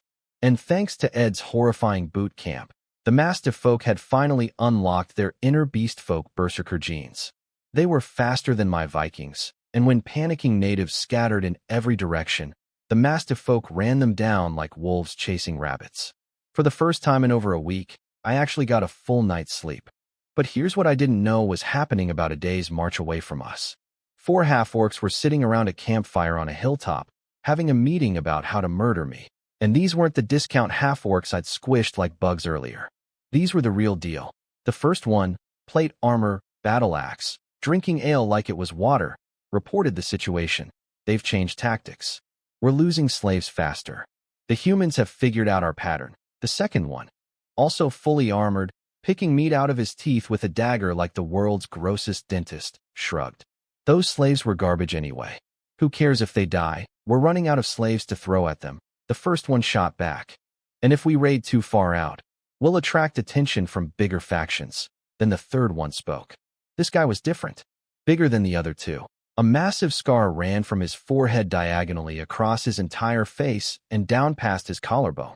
The kind of scar that says, I survived something that should have killed me, and I'm angry about it. He tossed a half-eaten piece of meat down the hillside like he was discarding trash and growled. We don't have time for this. Brief me. The first half-orc gave a full tactical report on our caravan. 2 rock-armored camels, 10 wagons, roughly 400 civilians, about 100 fighters. 36 human warriors with double-bladed axes, extremely dangerous in close combat. 20 beast folk that looked like Rhine lions, the Mastiff folk. 50 goblins with 1 goblin mage. No cavalry deployed. Only 4 war horses spotted. For other humans on horseback who appeared to be command staff. They're devastating in melee, the first scout continued. I mixed our tribal warriors in with the cannon fodder during the early attacks. Our guys didn't do much better than the natives. They also throw short axes with enough force to punch through our armor. Though they seem to have limited supply, never more than 3 volleys. We tried 4 night raids. Bad idea. Those human warriors can see in the dark better than us somehow. Night fighting actually makes things worse for our side. The second half-orc added. Their leader is very young. Uses an absurdly large greatsword. Fights rarely, but confirmed extremely powerful. He swings that 2-handed sword with 1 hand. Then the fourth half-orc spoke. This one was different from the plate-armored trio. He wore light leather, carried a longbow and a curved blade, and had a giant war jackal lying next to him, drooling from its massive fangs like a broken faucet. Can you confirm they killed Nika? Nika. That must have been the half-orc commander I'd turned into a pancake during the first battle. The one whose chest I'd caved in with my boot. Timeline matches. The first scout confirmed. Only caravan to enter the wasteland recently. Passed through Nika's territory at the right time. And they have their goblins collect corpses after every fight, which explains why we can't find Nika's body. The scarred giant glared at the 2 scouts with eyes that could melt steel. Are you afraid? Both scouts immediately dropped to their knees and stared at the ground. The great blood of Uruk does not tolerate cowards, he snarled. If you disgrace the name of Uruk's blood, I will personally cut off your heads and offer them as sacrifice to great Uruk, blood of Uruk. So that was who'd been pulling the strings. Not just random natives, an actual organized half-orc tribe with a name, a legacy, and apparently a very angry ancestor they liked to invoke. The scarred leader continued. The tribe can't waste more time on a human merchant caravan. Our primary mission is trading with One Eye in the south. You all know how critical that deal is. One Eye, one of the famous bandit lords Cass had mentioned back in Lothern. So these half-orcs had business elsewhere. Good. But the name of Uruk's blood will not be stained. Since our ancestors entered this wasteland, and one has killed our people and walked away alive.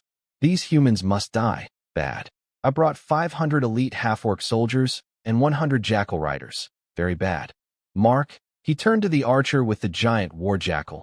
Tomorrow you take 400 warriors, 50 jackal riders, and every native you can round up nearby. Destroy that caravan. I'll continue south with the rest. The one called Mark stood up and roared. Before sunset tomorrow, you will have their heads. As for you, too, the scarred giant looked at the kneeling scouts. Tomorrow you charge with the natives at the front. Wash your cowardice away with enemy blood. So, 500 elite soldiers, 100 cavalry riding giant war jackals, plus however many cannon fodder natives they could grab overnight, coming for us tomorrow. And I was sitting in my caravan, happily enjoying my first good night's sleep in a week, completely unaware that the universe had decided my vacation was over. So here's a history lesson nobody asked for, but everyone needs. Once upon a time, after the big alliance of humans, elves, and dwarves stomped the beastfolk empire into the dirt and chased the orcs up to the Garrosh Plateau, there was a brief window where nobody was in charge of anything. During this beautiful chaos, the half-orcs, who had basically sat on the sidelines during the whole orc war, doing nothing useful, suddenly decided they deserved a country. They slapped together a bunch of scattered tribes, named their kingdom Uruk, after some ancient war cry, and announced to the world, "We're a nation now." The world responded, "No, you're not." The human kingdoms took one look at these half-orcs squatting on prime real estate and collectively agreed. These freeloaders didn't lift a finger against the orcs, and now they want fertile land? Absolutely not. The war to destroy the Uruk kingdom was so morally uncomplicated that nobody even debated it. They just showed up and deleted an entire civilization like clearing spam from an inbox. The Uruk survivors scattered. The biggest group fled to the Jewel Wasteland, because where else would you go when you're desperate? And renamed themselves Blood of Uruk. Fueled by centuries of hatred toward humans, they started attacking every merchant caravan that crossed their territory with the kind of brutality that makes serial killers uncomfortable. Almost no survivors. Ever. People stopped using their real name and just called them the Bloody Bandits. Remember when Cass briefed me back in Lothern about the most dangerous groups in the wasteland? Bloody was on that list. And now these delightful psychopaths were marching toward my caravan. I didn't know the full backstory yet. What I did know was that Tom had just sprinted back to me with the kind of expression that says, "We're going to need a bigger boat." His report: a massive army heading our way. 600 cannon fodder natives, goblins, jackal people, lizard folk, dogheads, the whole zoo. Behind them, 400 fully equipped half-orc infantry in formation. Not the disorganized garbage I'd swatted before. These guys were marching in rows of 50, synchronized steps, actual military discipline. Over 100 of them wore iron plate armor. And flanking the whole force? 50 jackal riders, half-orcs mounted on mutant war jackals. This was not a raid. This was an army. I'm not too proud to admit, I did not feel great about this. But panic is for people who don't have a plan, and I always have a plan. Even if sometimes that plan is, make it up as I go and hope the system carries me.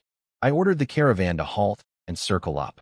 After weeks of daily attacks, my people had this drilled down to a science. Wagons locked together into a wall in minutes. Women, elderly, and children climbed onto the rock-armored camels, safest spot in the formation.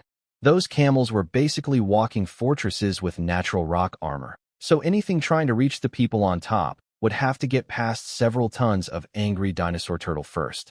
Every male slave got a weapon. The ones I'd already added to the system became the core defense force around the wagons. For this fight, I couldn't babysit them. They'd live or die on their own. I put Cass in command of the slave defenders. He climbed onto a camel's back where he could rain arrows and see the entire battlefield to direct the slaves below. Perfect position for an archer commander. All 36 Vikings went to the front line. Full armor. Full weapons. Their job: kill as many enemies as possible before the wave hit our second line. Marco mounted up and joined the Vikings, fully armored, on horseback, ready for war. The Vikings eyed him curiously. They knew he'd been riding alongside us the whole trip without fighting once, but Ragnar had told them privately, "I can't beat Marco." Coming from the guy who could double Berserker and ragdoll half-orc squads, that statement carried weight. The Vikings suddenly looked at this quiet horseman with very different eyes. Second defensive line, Mastiff folk and goblins, commanded by Ed. Their job was to catch anything that got past the Vikings, specifically those jackal riders, who were fast enough to zoom around the front line and hit the wagons directly. I deliberately didn't tell the goblins how bad things were. Their eyesight was too poor to see the full enemy army anyway. All they could make out was a big dark mass approaching, which was scary enough. If they'd known they were facing the legendary Bloody Bandits with 500 elite soldiers, well, There wouldn't be a goblin army anymore. Just 50 little green streaks running toward the horizon. Even without the details, they were shaking like leaves. Every goblin was trembling so hard their weapons were slipping in their sweaty green hands. Nick was in the back, screaming encouragement at the top of his lungs, desperately trying to keep his troops from bolting. And Nick himself? Nick was terrified. As a wasteland native, he recognized that blood-red banner flying above the half-orc formation. He knew exactly who these people were and what they did to their enemies. Every rational brain cell in his wrinkled green head was screaming, "There is no way we win this." But one tiny, stubborn thought kept crawling back. What if we do? Meanwhile, I was at the front, watching the enemy deploy and doing rapid mental math that I did not like. The native mob came first, the usual screaming circus. Jackal people with rusty swords, goblins with spears, lizard men with nothing but teeth, dogheads with wooden clubs. Expendable meat shields, same as always. Behind them, the real threat, 400 half-orcs in an 8-row formation. Front ranks in iron plate with shields and swords. Middle ranks in leather with spears and curved blades at the hip. And the back 2 rows.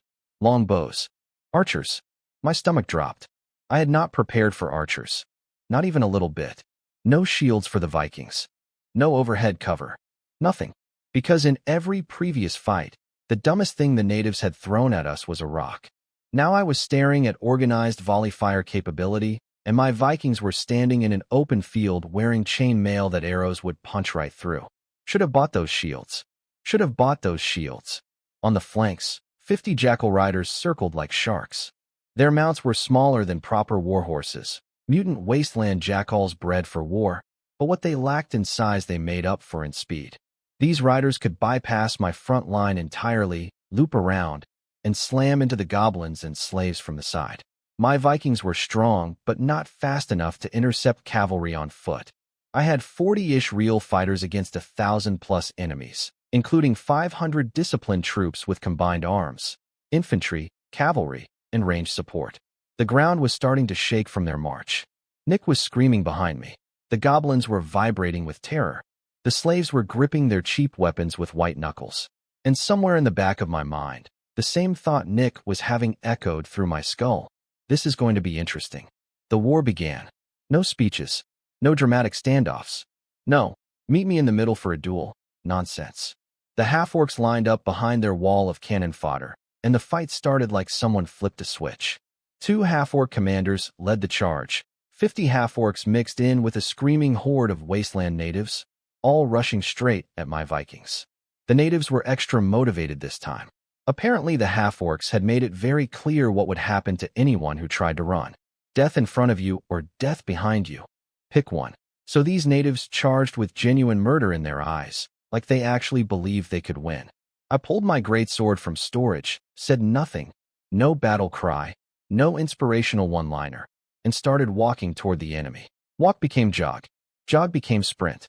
Behind me, 36 Vikings screamed their war cries and followed. But someone was faster than me. Marco, my quiet, horse-loving, bean-feeding, gentle giant Marco exploded forward on horseback like a missile made of murder. His entire body, horse included, was wrapped in blazing blood-red battle aura, glowing like a comet streaking across the battlefield. He hit the first half-orc commander like a freight train hits a shopping cart. The half-orc had barely raised his axe before the warhorse's shoulder slammed into his chest and launched him 15 meters through the air like a green ragdoll. The second commander tried to flank, swung his curved blade at Marco's side, but Marco was already gone. The blade cut nothing but air and embarrassment. Marco wheeled around toward the first commander, who was on the ground trying to get up. His arms weren't working.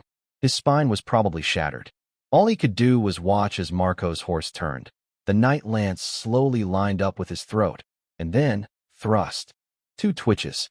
Then nothing. Let me tell you about Marco, because the man deserves his moment. Here's his system profile, which I'm the only person alive who can see. Name: Marco. Rank: Master level. 45 loyalty, 99 skills. The list goes on forever. Iron body, power strike, shield defense, weapon mastery, unyielding, charge. He's got proficiency in basically everything. Heavy weapons, light weapons, polearms, one-handed swords, dual-wielding, bows, crossbows, throwing axes, javelins. The man is a walking Swiss Army knife of violence. His lance skill is level 25. His cavalry charge is level 23. He even has veterinary medicine, horse specialization, at level 10, because of course he does. His advancement path is beautifully simple. Knight Squire, Knight Master, Knight Epic, Knight Legendary Knight. He hit Master at level 35 and has been climbing ever since. What level he needs for Epic? No idea. The system doesn't give roadmaps. Helpful as always. Marco is, without question, the strongest fighter under my command. Stronger than Ragnar. Stronger than anyone. And this entire trip, he's been quietly riding alongside the wagons, feeding horses, saying nothing, fighting nothing, looking like the world's most boring bodyguard. Now you see why Ragnar told the Vikings, I can't beat Marco. And Ragnar is a double Berserker tier 5 Viking. The fact that he openly admits Marco would wreck him tells you everything. Here's the thing about Marco that most people don't know. He was a farm boy, born in a wheat field somewhere. Not noble, not talented, not special. Just a terrified new recruit who got shipped to Drambo Outpost. The most forward, most dangerous post on the entire southern border, because nobody important enough to matter would miss him. When I met him, I was already a corporal, not a high rank, but I was the longest surviving soldier at Drambo, which at that hellhole was basically a lifetime achievement award. The actual Centurion hadn't been there as long as me. Marco was scared out of his mind, convinced he was going to die at Drambo. And then I, in my infinite wisdom and total shamelessness, walked up to this trembling farm boy and told him the most ridiculous lie of my career. I'm the earthly son of the war god. Join the Church of War. Follow me, and you'll get stronger, richer, and maybe even become a noble lord someday. The Church of War. I made it up. On the spot. There was no church. There was no war god. There was just me, a transmigrated soul from Earth with a video game system, trying to recruit my first party member. And the funniest part? Even Marco didn't believe me. He thought it was suspicious that this religion required no taxes, no prayers, no rituals, no donations. Literally nothing except saying, yes, sure, I'm in. What kind of church asks for nothing? But Marco was so terrified of dying that he figured, why not? Join the fake church, stick close to the veteran who keeps surviving, and if it's a scam, just quit later. He never quit, because it worked. From the day he joined, Marco started getting stronger. The system added him to my party, the experience started flowing, and this scared farm boy began transforming into a warrior. He didn't understand why. He still thinks it might actually be divine intervention from a war god that doesn't exist. But the results were undeniable. More strength, better eyesight, improved riding, level after level after level. I saved his life more times than either of us can count. Fought beside him, protected him when he was still weak. Told him once, you're my first follower. Anyone who messes with you is disrespecting me, and I meant it. Marco was my day one, my OG, my ride or die. Somewhere along the way, the terrified rookie became a master knight. And his loyalty hit 99, 1 point from the theoretical maximum. He doesn't care if I'm good or evil, sane or crazy. If I say jump, Marco asks which direction on the way up. Later, I got my hands on a battle aura manual, traded 50-something severed native heads for it. Not a fancy family heirloom technique, just a basic combat manual. I read it, thought, meh, and tossed it to Marco. He practiced it, said it was fine. Didn't add much to his actual combat power, honestly. The system's stat boosts were way more impactful than Battle Aura ever was. But Marco kept using it anyway. Why? Because when he activates it, his whole body glows blood red. I told him once, when you turn on your aura, you look like a neon sign. He didn't know what a neon sign was. Didn't care. He turned on that aura every fight after that, even when it barely helped, because, and I quote, it looks cool. My evaluation of Marco, secretly vain. The man who feeds horses soybeans by hand and speaks maybe 10 words a day is, deep down, a show-off. A closet diva. A stealth narcissist in knight's armor. And right now, that stealth narcissist had just punched clean through the entire native army by himself and was sitting on his glowing horse in front of 400 half-orc infantry, shaking his head to refocus. He'd been in a funk lately, hadn't felt that rush of major power growth in a while. The daily wasteland skirmishes were too easy to give meaningful experience. But 400 armored half-orcs with swords, shields, spears, and bows? Marco looked at them the way a starving man looks at a buffet. Please don't disappoint me. No preamble. No trash talk. No dramatic stare-down. The half-orcs finished lining up, and the killing started immediately. I respect the efficiency. 2 half-orc commanders led the charge with 50 half-orcs and a tsunami of screaming natives. These natives were different from before. The half-orcs had promised to do unspeakable things to anyone who ran, so every single one of them charged like they actually wanted to fight. Fear of what's behind you is a powerful motivator. I pulled out my great sword, said absolutely nothing. Cool guys don't need catchphrases, and started walking. Then jogging. Then sprinting. But Marco beat me to it. My beautiful, glowing, neon red knight launched himself at the enemy like a cruise missile with hooves. He slammed into one of the half-orc commanders so hard the guy flew 15 meters through the air. The second commander tried to sneak attack from the side, but Marco was already gone. The curved blade slashed nothing but wind and regret. Marco circled back. The first commander was on the ground, trying to get up. His arms weren't cooperating. Spine probably broken. All he could do was lie there and watch the glowing horseman's lance slowly aim at his throat. Poke. 2 leg twitches. Good night. Meanwhile, I intercepted the second commander. Swung my greatsword down at his head. Just a casual swing, nothing fancy. But this guy was actually good. He blocked with his curved blade, which shattered on contact, because my sword weighs approximately as much as a small horse, but he managed to dodge sideways at the last second. The sword cratered the ground next to his ear, spraying rock fragments into his face. I was genuinely surprised. That was my basic attack. My auto attack. Most things don't survive my auto attack. This half-orc was the first enemy in a while who actually earned a second swing. Before I could chase him, his soldiers mobbed me. Bad idea. First swing. The front runner got cut in half at the waist. Full bisect. Blood arced through the air in a perfect fan shape. Second swing. 3 half-orcs flew backward like ragdolls. Before swing 3 could land. The rest backed up so fast they practically teleported. Nobody wanted to be next. But that crafty commander had vanished into the chaos. Annoying. Behind me, Ragnar and the Vikings smashed into the remaining natives like a blender set to puree. Ragnar and Kobe had both activated first-stage berserker mode. Muscles bulging, eyes bloodshot, fully committed to the human meat grinder aesthetic. Every axe swing from Ragnar split a native from skull to pelvis. Kobe's horizontal sweep decapitated 3 half-orcs simultaneously. Their heads went up like popcorn. The frontline Vikings in chainmail were basically invincible against the natives. Those crappy scavenged weapons couldn't even scratch refined steel. The Vikings just attacked, attacked, 0 defense needed. The leather-armored Vikings behind them were almost as deadly. By the time a native's blade actually reached them, the Viking's axe had already removed the native's head. Speed kills. Literally. But there were too many enemies. 600 natives pressed in from all sides. Even with our massive individual advantage, 36 guys can't cover every angle. The Vikings started accumulating cuts and scratches. Nothing fatal yet, but Ragnar knew this couldn't last. The real threat was the half-orc infantry behind these cannon fodder, and every wound now made that fight harder later. I wasn't worried about the Viking versus native brawl. My target was the half-orc formation. If I let my Vikings charge a prepared phalanx of 400 disciplined soldiers with shields, spears, and archers, that's not a battle, that's a funeral. I needed to break their formation first, turn it into a chaotic melee where individual skill matters more than unit coordination. I reached Marco's position in front of the half-orc lines. And then, a horn blew.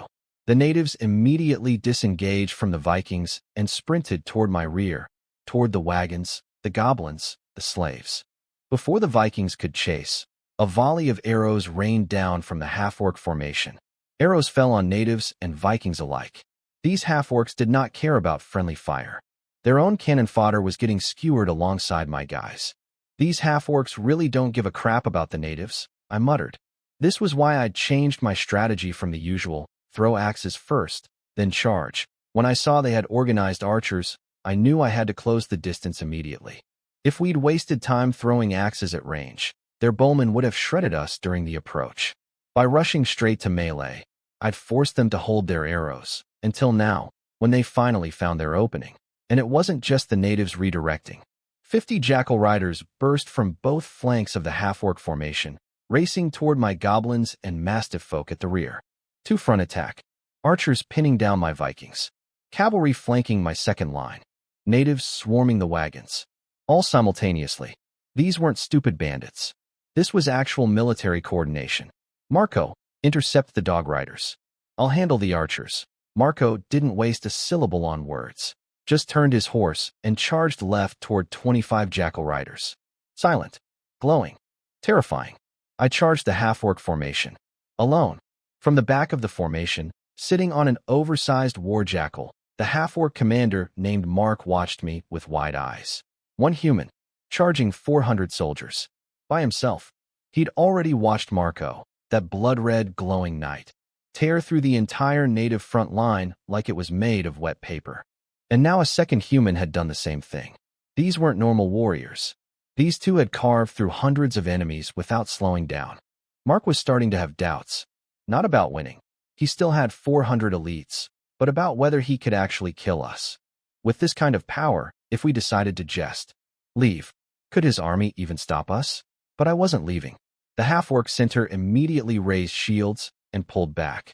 Both wings swung forward, trying to surround me. Classic pincer.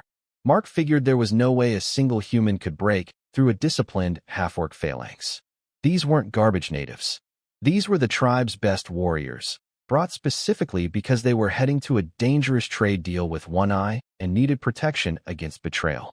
Mark underestimated me. Before the pincer could close, I shot forward. Batted away a spear thrust from the right with my greatsword. Grabbed a spear on the left with my bare hand and yanked. The spearman came flying forward, crashing into 2 shield bearers in front of him, all 3 toppling like dominoes. The surrounding half-orcs froze for a split second. They hadn't expected a human to be strong enough to pull an armed soldier off his feet with one hand. That split second was all I needed. I stepped on a fallen soldier's head, crunch, scooped up his shield, kicked off his now very flat skull, and started bulldozing forward. Shield in left hand, greatsword in right, plowing through the formation like a runaway train through a cardboard city. The half-orcs couldn't stop me. Shield shattered. Spears snapped. Bodies flew. I was moving too fast, hitting too hard, and every half-orc who tried to plant his feet and block got launched backward into his own comrades. Mark, watching from the rear on his oversized jackal, suddenly realized what I was doing. I wasn't just causing chaos. I was heading straight for the archers. "Stop him," he screamed. Mark, the half-orc commander on the oversized war jackal, was no idiot. He'd watched the natives crumble and knew they were about to bolt. Without half-orc enforcers in the front line, those cowards would scatter like roaches. So he played his cards. Archers forward, fire at everything. Kill some humans, sure, but more importantly, remind those twitchy natives that the half-orc army behind them was scarier than anything in front of them. Run now? Get hunted down later. Simple math. Mark was confident. He'd built his formation like a layered cake of death. 2 rows of iron-armored shield-bearers at the front, 2 rows of spearmen behind them, then the archers in row 5. Anything trying to reach his bowmen would have to chew through 4 rows of elite warriors first. I chewed through them like crackers. The first 2 rows of heavy infantry busted through before they could coordinate a response. The spearmen in rows 3 and 4? I watched 2 of them drive their spears into my stolen shield with everything they had. Both spear shafts snapped like twigs, and both soldiers went flying backward, coughing blood in midair. My greatsword swept through their ranks like a horizontal tornado. Every time it connected with a spear, either the weapon went flying or the soldier holding it went flying. Sometimes both. By the time the archers fired their second volley and tried to retreat, I was already there, standing in front of them, saying hello. Now, credit where it's due, these bowmen weren't pushovers. People think archers are wimpy ranged fighters who cry when you get close. Wrong. Drawing a bow over and over requires insane arm strength and endurance. These half-orc archers were built like weightlifters with excellent hand-eye coordination. They dropped their bows, pulled curved swords, and charged me without hesitation. Brave. Stupid, but brave. Here's the difference, though. They were wearing leather armor. The iron-plated guys had been annoying because I had to put real muscle behind every swing to knock them down. But leather? Against my greatsword? That's when everyone got to see what Loren at full power looks like. No technique, no finesse, no fancy footwork, just pure, undiluted violence. 1 horizontal sweep. 3, for archers sliced clean through at the waist, bodies spinning away like ragdolls. Shield bash, bones crunching like someone stepping on a bag of chips. Every step I took landed in a puddle of blood. Leather armor might as well have been tissue paper. Their curved swords hit my shield and instantly bent into modern art sculptures. Mark watched from the back, his eye twitching uncontrollably. I could practically hear his internal monologue. That's not a human. That's a dragon wearing a human costume. But here's the thing Mark got right. I am, in fact, still made of meat. And when his iron-armored elites pulled back to surround me, things got uncomfortable. Against the leather boys, I could mow down 4 per swing. Against these walking tin cans, I had to really commit to each hit. 1 swing per kill. More effort, more time, more openings. And somewhere in the chaos, my shield had disappeared, probably embedded in someone's ribcage, who knows, leaving me exposed from all directions. A spear slammed into my back. Now, thanks to my level 10 iron body skill, my skin is basically armor plating. That spear didn't even scratch me. But, and this is the infuriating part, the system still makes me feel full pain from every hit. It's like wearing a bulletproof vest and getting shot. You survive, but the impact still hurts like someone jabbed a hot needle into your spine. This stupid system is insane. No skin broken. No blood. Just agony. And there's no customer service hotline. No feedback form. No, rate your experience, pop up. I've been using this system for years, and I can't even file a complaint about the pain settings. Worst software ever. The blood of Uruk didn't survive this long by being dumb. When they realized regular weapons couldn't actually cut me, they adapted fast. Mark reorganized on the fly. Shield bearers locked together into a solid wall. 2 soldiers per shield now, to resist my strength. Spearmen stopped aiming for my body and started going for my legs, trying to trip me.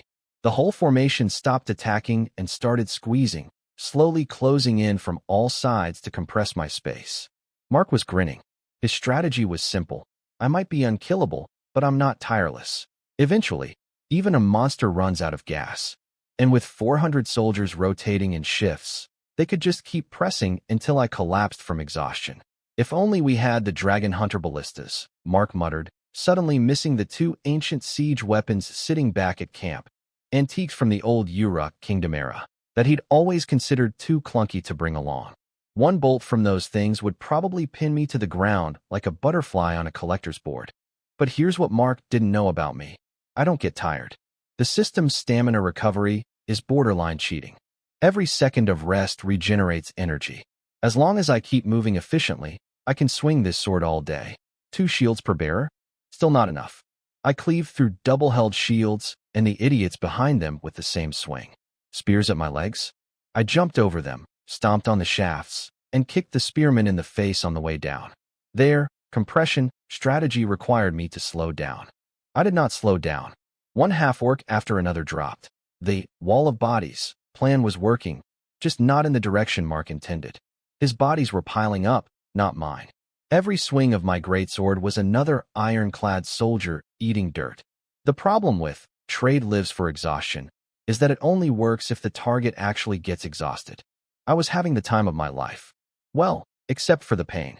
The constant, unrelenting, completely unnecessary pain from every spear poke and sword whack that couldn't even scratch my skin.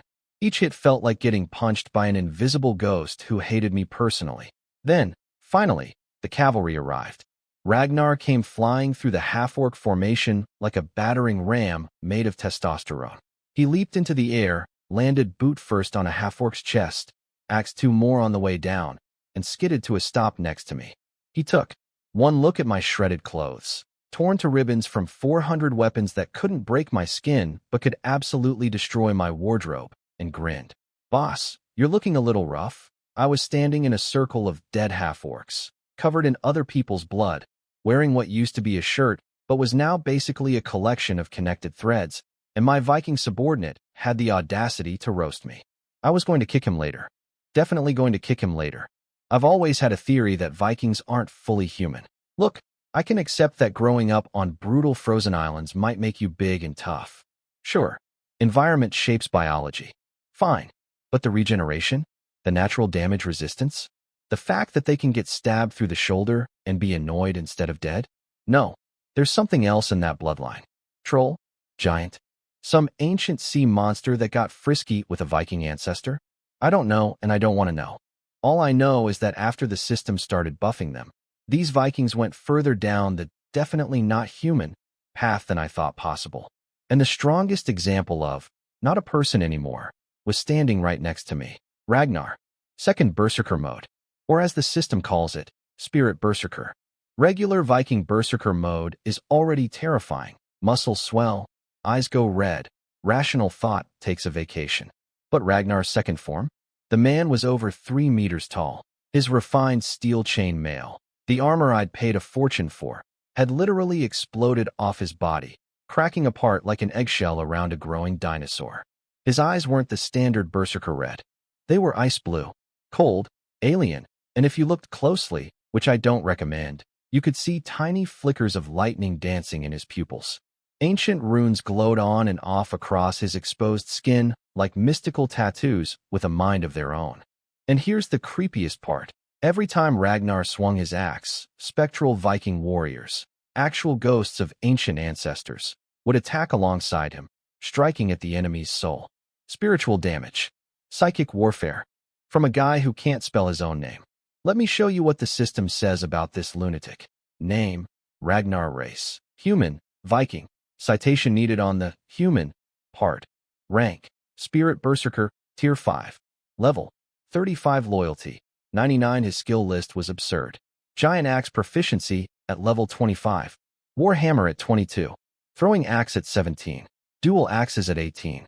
His riding skill was level 2 though, because apparently 3-meter-tall Berserker demigods still can't figure out horses.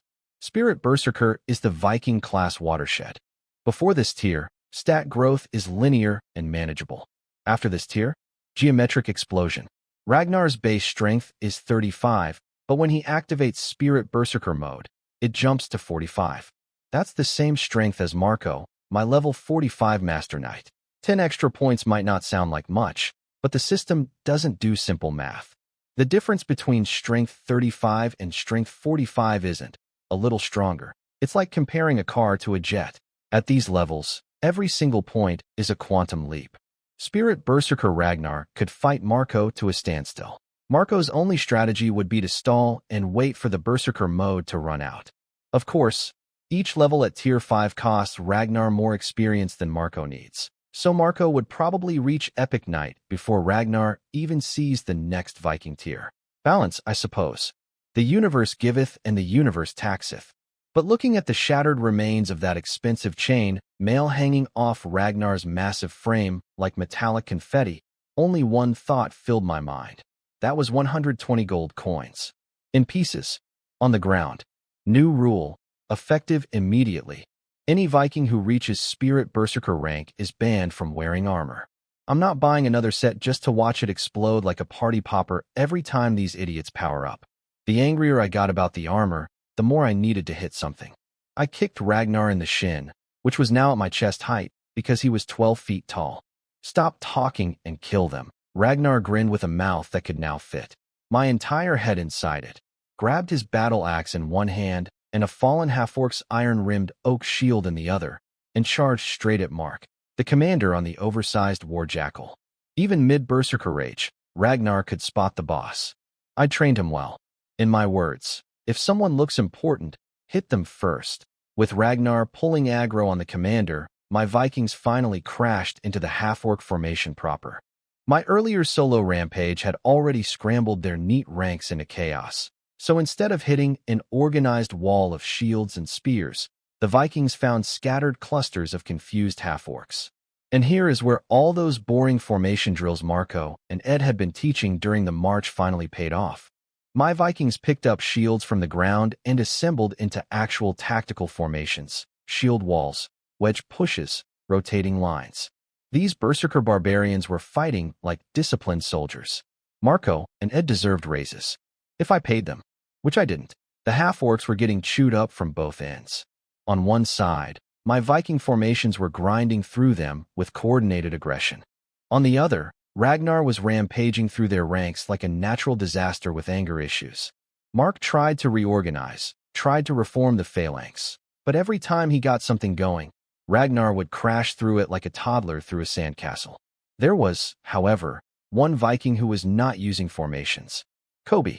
My boy Kobe, the guy I'd ragdolled at the arena, the one who'd called me a little potato, had gone full berserker. Eyes crimson, body swollen. His original double-bladed axe was gone, lost somewhere in the carnage. So he was fighting with a stolen spear in his left hand and a stolen curved sword in his right. Neither weapon was designed for a Viking berserker, and he was using both completely wrong. And it did not matter because he was hitting everything so hard that technique was irrelevant. Thanks to the system, his berserker rage didn't make him completely insane. He could tell friend from foe, which is the bare minimum for not being a liability. But that was about it. No strategy, no defense, just a blood-soaked wrecking ball bouncing around the half-orc formation, spearing throats and slicing heads in the same motion, painting himself red from head to toe. My professional assessment of Kobe's combat style needs training. Badly. The raw power was there, the killing instinct was there, but he was burning through his berserker clock doing things the hard way. Wasteful. Sloppy. I was going to drill him so hard after this battle he'd wish the half-orcs had killed him. With the Vikings engaged, I actually found myself with nothing to do. The half-orcs had developed a healthy fear of me. Something about watching one guy single-handedly massacre his way through their entire formation tends to dampen enthusiasm. Only a few clueless newbies still tried to attack me, and I swatted them away like flies. I used the downtime to survey the battlefield. Vikings in formation, doing great, methodically butchering half-orcs while barely taking damage. Ragnar, unstoppable, leaving a trail of broken bodies everywhere. Mark tried to set up a defensive line. The surrounding half-orcs were dropping like. Then I noticed Kobe slowing down. Berserker burnout. I recognized the signs, the movements getting sluggish, the breathing getting ragged, the system winding down the rage timer. I sprinted over, punted a half-orc who was trying to sneak attack the wobbling Viking, and arrived just as Kobe's legs gave out. He plopped down on his butt in the middle of the battlefield, gasping like a fish on land. At least he was sitting. Progress. I remembered the first time I saw Ragnar come out of berserker mode back before the system. He'd collapsed face first into the dirt, completely unconscious, attacking everything in sight on the way down. I thought he was dead until I saw his chest moving. Kobe staying upright was actually an improvement. Kobe looked up at me and grinned like an idiot. What are you smiling about, you wasteful moron? Where's your axe? If you don't find that battle axe, I'm hanging you from the flagpole and flying you like a kite. That axe cost me 25 gold coins. 25. Plus the chainmail Ragnar just destroyed.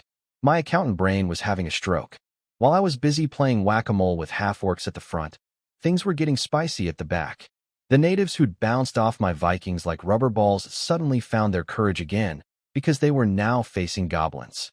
And everyone on the Jewel Wasteland knows that goblins are basically the free appetizer of the battlefield. These natives were already planning their victory party, imagining the rewards they'd get from the bloody bandits for slaughtering a bunch of green midgets.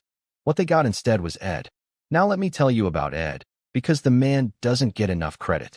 Name, Ed. Rank, Master Level, 39 Loyalty, 99 where Marco is a cavalry freight train and Ragnar is a nuclear-powered berserker. Ed is a scalpel. Dual curved blades. No wasted movement. No flashy nonsense. Every strike goes to the throat. Every dodge is exactly 1 inch more than necessary.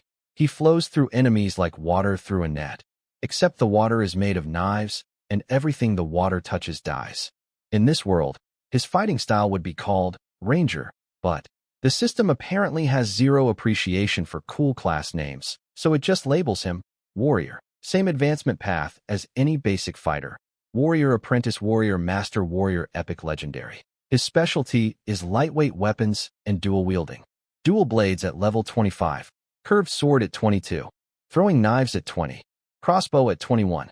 The man is an assassination toolkit with legs. Where Vikings leave battlefields looking like a butcher shop explosion, Ed leaves battlefields looking like everyone just quietly went to sleep. With red smiles on their necks, Ed saw the goblins wavering, their little green legs shaking, eyes darting toward the exits, and he didn't bother with a speech. He just drew both blades and launched himself at the incoming natives like a human buzzsaw. The natives never saw it coming. 1 second they were charging with murder in their eyes. The next second their weapons were flicked aside and their throats were opening like zippers. Ed weaved through the mob like a dancer at the world's deadliest ballet. No wasted energy. No unnecessary cuts. Every single motion ended a life. Right behind Ed came Belle and the Mastiff folk. And this is where Ed's horrifying training program finally showed results. These guys who couldn't kill a prisoner without crying 2 weeks ago, monsters now. Belle split a jackal man's skull with his axe, took a spear to the side, roared, twisted around, and opened a lizard man's throat with the backswing. A young Mastiff folk warrior got surrounded by 3 wild goblins who started slicing at him with daggers. He just grinned, crushed one's head with a mace, then grabbed the other 2 by their necks and squeezed until they popped. A dog-headed miner tried to backstab with a pickaxe and got his head removed by a Mastiff folk greatsword. 3 heads, 1 swing. Clean. Almost all the Mastiff folk had advanced to Tier 3 Mastiff warrior now. Against these wasteland natives, they were apex predators. Ed had awakened something primal in these former slaves, the beast folk warrior DNA that centuries of oppression had buried. But 21 fighters can't stop 300 natives. Ed and the Mastiff folk were carving through them like hot knives through butter, but there was too much butter. Most of the native horde streamed past and slammed into the goblin line. Nick was terrified. His hands were squeezing his staff so hard his knuckles had gone white. His legs were doing the goblin trademark vibration. He could see the drool dripping off the jackal people's yellow fangs from 20 feet away. But then he watched Ed and the Mastiff folk absolutely demolishing the native front line, and something clicked in that ancient green brain. Some tiny switch flipped from run to fight. Nick raised his staff, chanted a spell, and launched a fist-sized fireball directly into the nearest jackal man's face. Direct hit. The jackal's mane ignited instantly, and it ran around screaming for about 3 seconds before collapsing as a charcoal briquette. Nick surprised himself with how loud he screamed the battle cry. He grabbed 2 of his strongest goblins, both Tier 5 goblin braves now, and yelled in a voice cracking with adrenaline, "You too. Bodyguard me." Now, the 50 goblins had been hesitating, shoving each other forward in that classic, "you go first, no you go first" routine. But the natives didn't wait for them to sort out their courage. They charged straight in, and then something amazing happened. When the goblins actually started fighting, they discovered they were winning. A lizard man that used to take 5 goblins to beat, 1 goblin could handle it solo now. Easily. Every single goblin had advanced to Tier 4 goblin warrior, and some had even hit Tier 5 goblin brave. Against strong species they'd still get wrecked, but against this rabble of jackal people, lizard folk, dogheads, and wild goblins, they were the big kids on the playground for once in their miserable green lives. A goblin warrior ducked under a lizard man's spear thrust and buried a rusty sword in its belly. The lizard man stared down in absolute disbelief. It remembered these green runts being too scared to even make eye contact. Before it could process this betrayal of the natural order, another goblin removed its head. A jackal man tackled a lone goblin, jaws going for the throat, but 3 goblin spears punched through its body from different angles before the teeth could connect. The last thing it saw was excited goblin faces. Grinning goblin faces. The world had gone mad. But goblins are still goblins. Numbers matter. A pack of wild goblins flanked from the side and skewered 3 goblin warriors with sharpened stakes. Nick watched one of his fighters get dragged down by a jackal man and beaten to death by 5 dogheads with mining picks.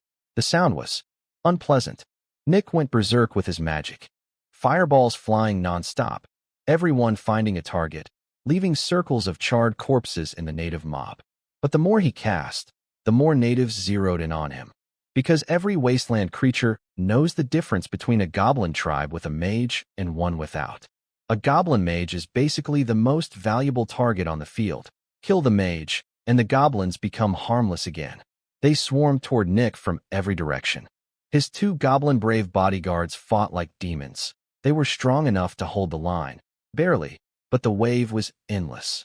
Nick was already mentally composing his obituary. Then two throwing knives buried themselves in two jackalmen's throats. Perfect accuracy. Perfect lethality. Ed and the Mastiff folk had circled back, cutting a bloody path through the native rear and arriving just as Nick's position was about to collapse. The old goblin sorcerer had never been so happy to see a human in his entire life. While I was playing Demolition Derby with the half-orc main force, the rear battle was turning into the most dramatic episode of Goblin Survivor ever aired. Nick, poor, ancient, terrified Nick, almost burst into tears when Ed showed up to save his wrinkly green behind. His two goblin brave bodyguards had been fighting hard, but hard, for goblins still means barely surviving. Nick had nearly gotten his throat ripped out by jackal people multiple times, saved only by the fact that old goblins apparently run faster than young ones when properly motivated by death. Ed and the Mastiff folk crashing back into the fight was like plugging a leaky dam with concrete. The goblin line stabilized instantly. And these goblins, my goblins, the ones who'd been eating roasted meat and leveling up through the system, watched Ed's twin blades carve through enemies like scissors through wrapping paper, watched the Mastiff folk tear natives apart with their bare hands, and something snapped inside their tiny green skulls. They charged forward, screaming, "My goblins! Charging!"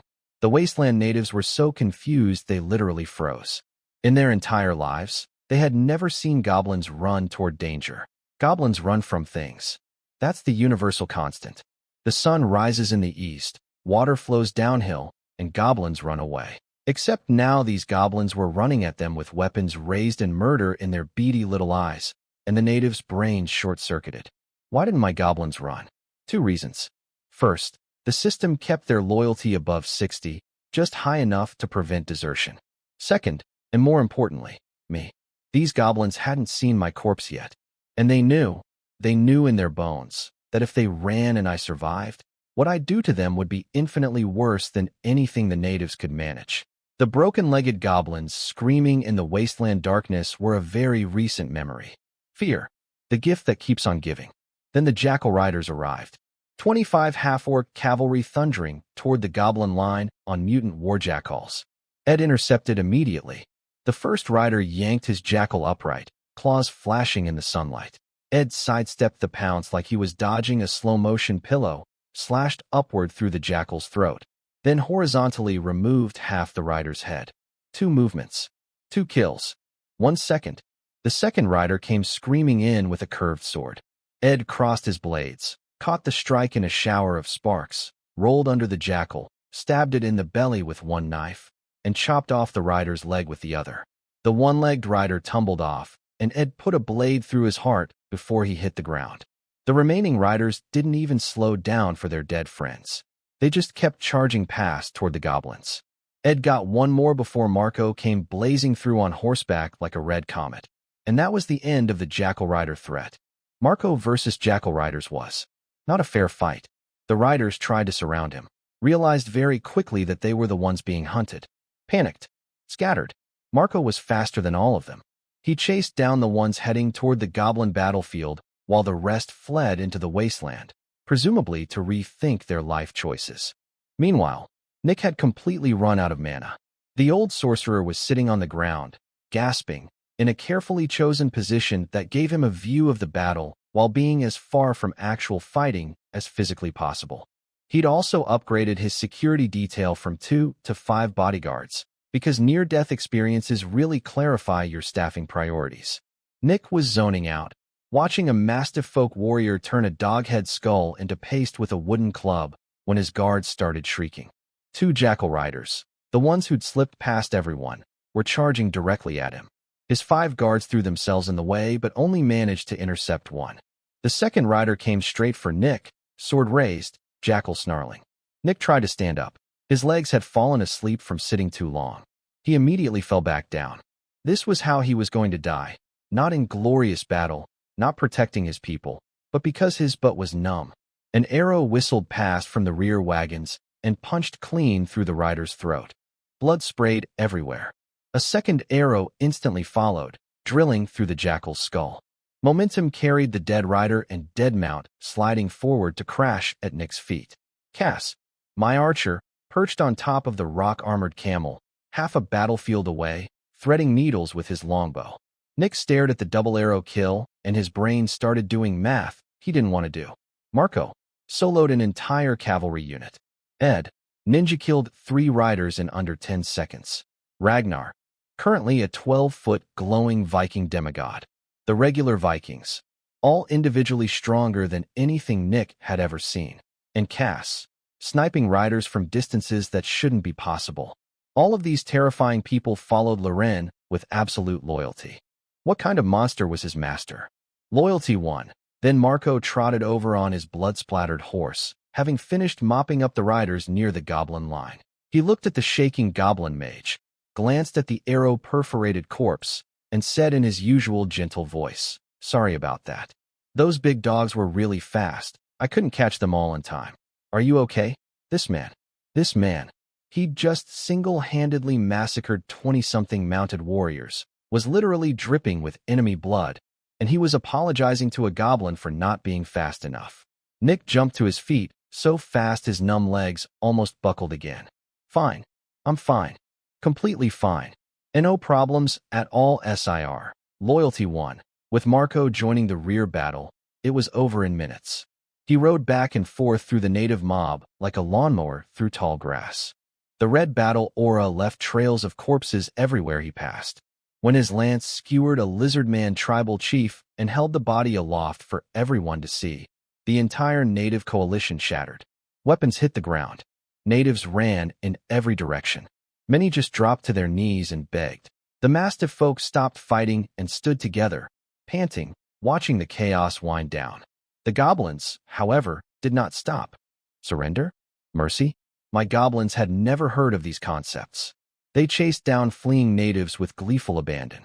Against wild goblins who surrendered, they showed some restraint, same species solidarity, I guess. But other races? The knives came out, and the goblin true nature emerged. Vicious, opportunistic, and completely merciless when the power balance was in their favor. It was about to get ugly enough to trigger a prisoner revolt when Ed kicked a goblin mid-atrocity and roared, "Surrender means don't kill." The natives might not understand common, but my goblins definitely did. They didn't dare disobey Ed, so they redirected their bloodlust toward the natives who were still running. Can't violate they don't kill surrenders, rule if they haven't surrendered yet. Goblin logic. Marco ignored the cleanup chaos and turned his gaze toward the front. Toward me. The war came fast and left faster. After parking a few Vikings next to Kobe, who was still sitting on his butt gasping like an asthmatic walrus, I jumped back into the fight to speed things up. Every swing of my greatsword sent another half-orc screaming to the afterlife. Standard Tuesday stuff. But the real showstopper was Ragnar. My 12-foot, glowing, rune-covered Viking demigod finally caught up to Mark, the half-orc commander on the oversized war jackal. Ragnar's battle axe came down on the jackal's skull like God's own fly swatter. The animal's head split open like a watermelon, blood fontaining everywhere, and the beast collapsed so fast it practically liquefied. Mark tried to fight back. Tried. Ragnar's fist came down like a meteorite. Boom. Chest armor shattered. Second punch. Boom. Mark went airborne, flipped, and slammed into the dirt. Then Ragnar just casually stood on him. One massive foot planted on the commander's chest. The universal symbol for game over, seeing their boss getting used as a doormat was the final straw for the half-orc army. The formation, whatever was left of it, completely disintegrated. Some kept fighting out of sheer stubbornness, baring their fangs, swinging curved blades, and got split in half by laughing Vikings. Others tried to run, but half-orcs aren't exactly built for speed. They're sprinting through mud creatures, not gazelles. My Vikings chased them down one by one, battle axes catching the afternoon sun as they went to work. When the screaming finally stopped, only a handful of half-orcs had managed to escape into the wasteland. Hundreds of bodies covered the ground like the world's most disturbing carpet. I walked over to Ragnar and looked down at the crumpled half-orc commander under his foot. Still alive, Ragnar grinned with teeth that were now the size of piano keys. "Don't worry, boss." I held back. I crouched down, and Ragnar casually lifted his foot off Mark's chest, and strolled away to check on his Vikings. He wasn't worried about the half-orc playing dead and attacking me. If this guy couldn't survive 2 of Ragnar's punches, he sure as hell wasn't going to do anything to me. Mark had no such intentions anyway. He was lying in a pool of blood, staring at the sky with the vacant expression of a man whose entire worldview had just been deleted. 400 elite warriors of the blood of Uruk, the terror of the jewel wasteland, the boogeyman of merchant caravans, destroyed by a few dozen humans. His body was in too much pain to move a single finger. You speak common, right? His unfocused eyes twitched slightly. Good enough. I'll take that as a yes. So tell me, why attack us? Here's what was bugging me. These weren't random natives. These were organized, disciplined, well-equipped soldiers. Random natives attack caravans because they're hungry. These guys had a different reason. And the math didn't add up. If they didn't know how strong we were, why bring this many soldiers for a merchant caravan? If they did know, why bring so few? For revenge, Mark rasped. Revenge? I tried to think. I'd killed half-orcs before, sure, plenty of them during my southern military days. But tracking me from the south to the northern wasteland for payback? That seemed excessive even for grudge-holding green people. A few days ago, you killed a squad of half-orc warriors. They were children of the great blood of Uruk. We came to avenge them. OH. The 30 half-orcs from the first battle. The ones whose commander's chest I'd caved in with my boot. Those guys were apparently members of the famous Bloody Bandits, one of the biggest, most feared factions on the entire wasteland. Whoops. Well, I said, smiling, you lost. Want to tell me more about this blood of Uruk? The great blood of Uruk will avenge us, Mark growled, though I could hear the despair underneath the bravado. He knew, even if their strongest warrior came personally, the result would probably be the same. I didn't push further, not out of mercy. I just genuinely didn't know enough about the wasteland's power structure to ask intelligent questions. I didn't know what to ask, and I wasn't going to waste time fumbling around looking clueless in front of a dying enemy. Mark was a real warrior. Fought for his people. Didn't beg. Didn't cry. In my book, that earned a clean death. I picked up his own curved blade from the ground and finished him quickly. No torture. No drawn-out interrogation. Just respect between fighters. My greatsword would handle any future conversations with the blood of Uruk, and that conversation would be very one-sided. After the battle, I ordered the caravan to rest. While I was sitting there half listening to Nick tearfully recounting how he almost died 17 different times, the old goblin was really milking it. Tom materialized next to me like a ghost. Boss, there's another group of half-orcs. About 100 infantry and 50 jackal riders. They're escorting a supply convoy, 30-something heavy wagons. Moving slow. About a day's march to our left. I sat up straight. Now things made sense. See, I'd sent Tom out scouting before the battle started. While everyone else was fighting, my sneakiest operative had been tracking the half-orcs trail backward. He found deep wagon wheel ruts. Deep, meaning heavy cargo, leading to a separate half-orc force that had split off from Mark's group. This was the answer to my math problem. These half-orcs weren't on a revenge mission originally. They were escort troops guarding valuable cargo, probably headed to that trade deal with One-Eye the Bandit Lord. They stumbled onto evidence that we'd killed their Uruk brothers, and the scarred commander made a snap decision to split his forces, for 100 to kill us, the rest to continue the delivery. The revenge was improvised, an emotional side quest, which meant the other group had no idea their attack force had just been completely annihilated. Deep wagon ruts, 30-plus heavy wagons, 150 half-orc guards for escort duty. Whatever was in those wagons was valuable, and I was broke. I'd spent everything on weapons, armor, slaves, rock-armored camels, and that cursed gnomes upselling campaign. My money bag was so empty it echoed. And here, gift-wrapped by fate, was a supply convoy full of who knows what, guarded by soldiers who didn't know their reinforcements had been turned into fertilizer. Speed was everything. If they found out what happened, they'd either run or prepare. Neither option worked for me. Marco, Tom, Cass, with me. We're going shopping. Let me quickly introduce my other 2 OGs, because they're about to earn their paychecks. Tom, my scout. My shadow. My, you'll never see me coming, specialist. Level 36. Master assassin. Loyalty, 99. Dagger proficiency at level 27. The highest single weapon skill on my entire team. This man could kill you with a butter knife, and you die thinking you tripped. His advancement path is Assassin Apprentice, Assassin Master Assassin, Epic Assassin, Legendary Assassin. Simple. Direct. Like Tom himself, who has never used more words than necessary in his entire life. Then there's Cass. My archer. My human anti-aircraft system. Level 38. Marksman. Loyalty, 99. Longbow at level 26. Crossbow at 25. This man could shoot a fly off a horse's ear at 300 meters, and the horse wouldn't even flinch. His path. Archer Apprentice, Archer Marksman, Epic Marksman, Legendary Marksman. I sometimes wonder if the system just hates humans. Vikings get cool names like Spirit Berserker and Thunder Soul Berserker. Goblins get 10 tiers with creative titles. Humans get Warrior, but bigger Warrior. But even bigger Warrior. Thanks, system.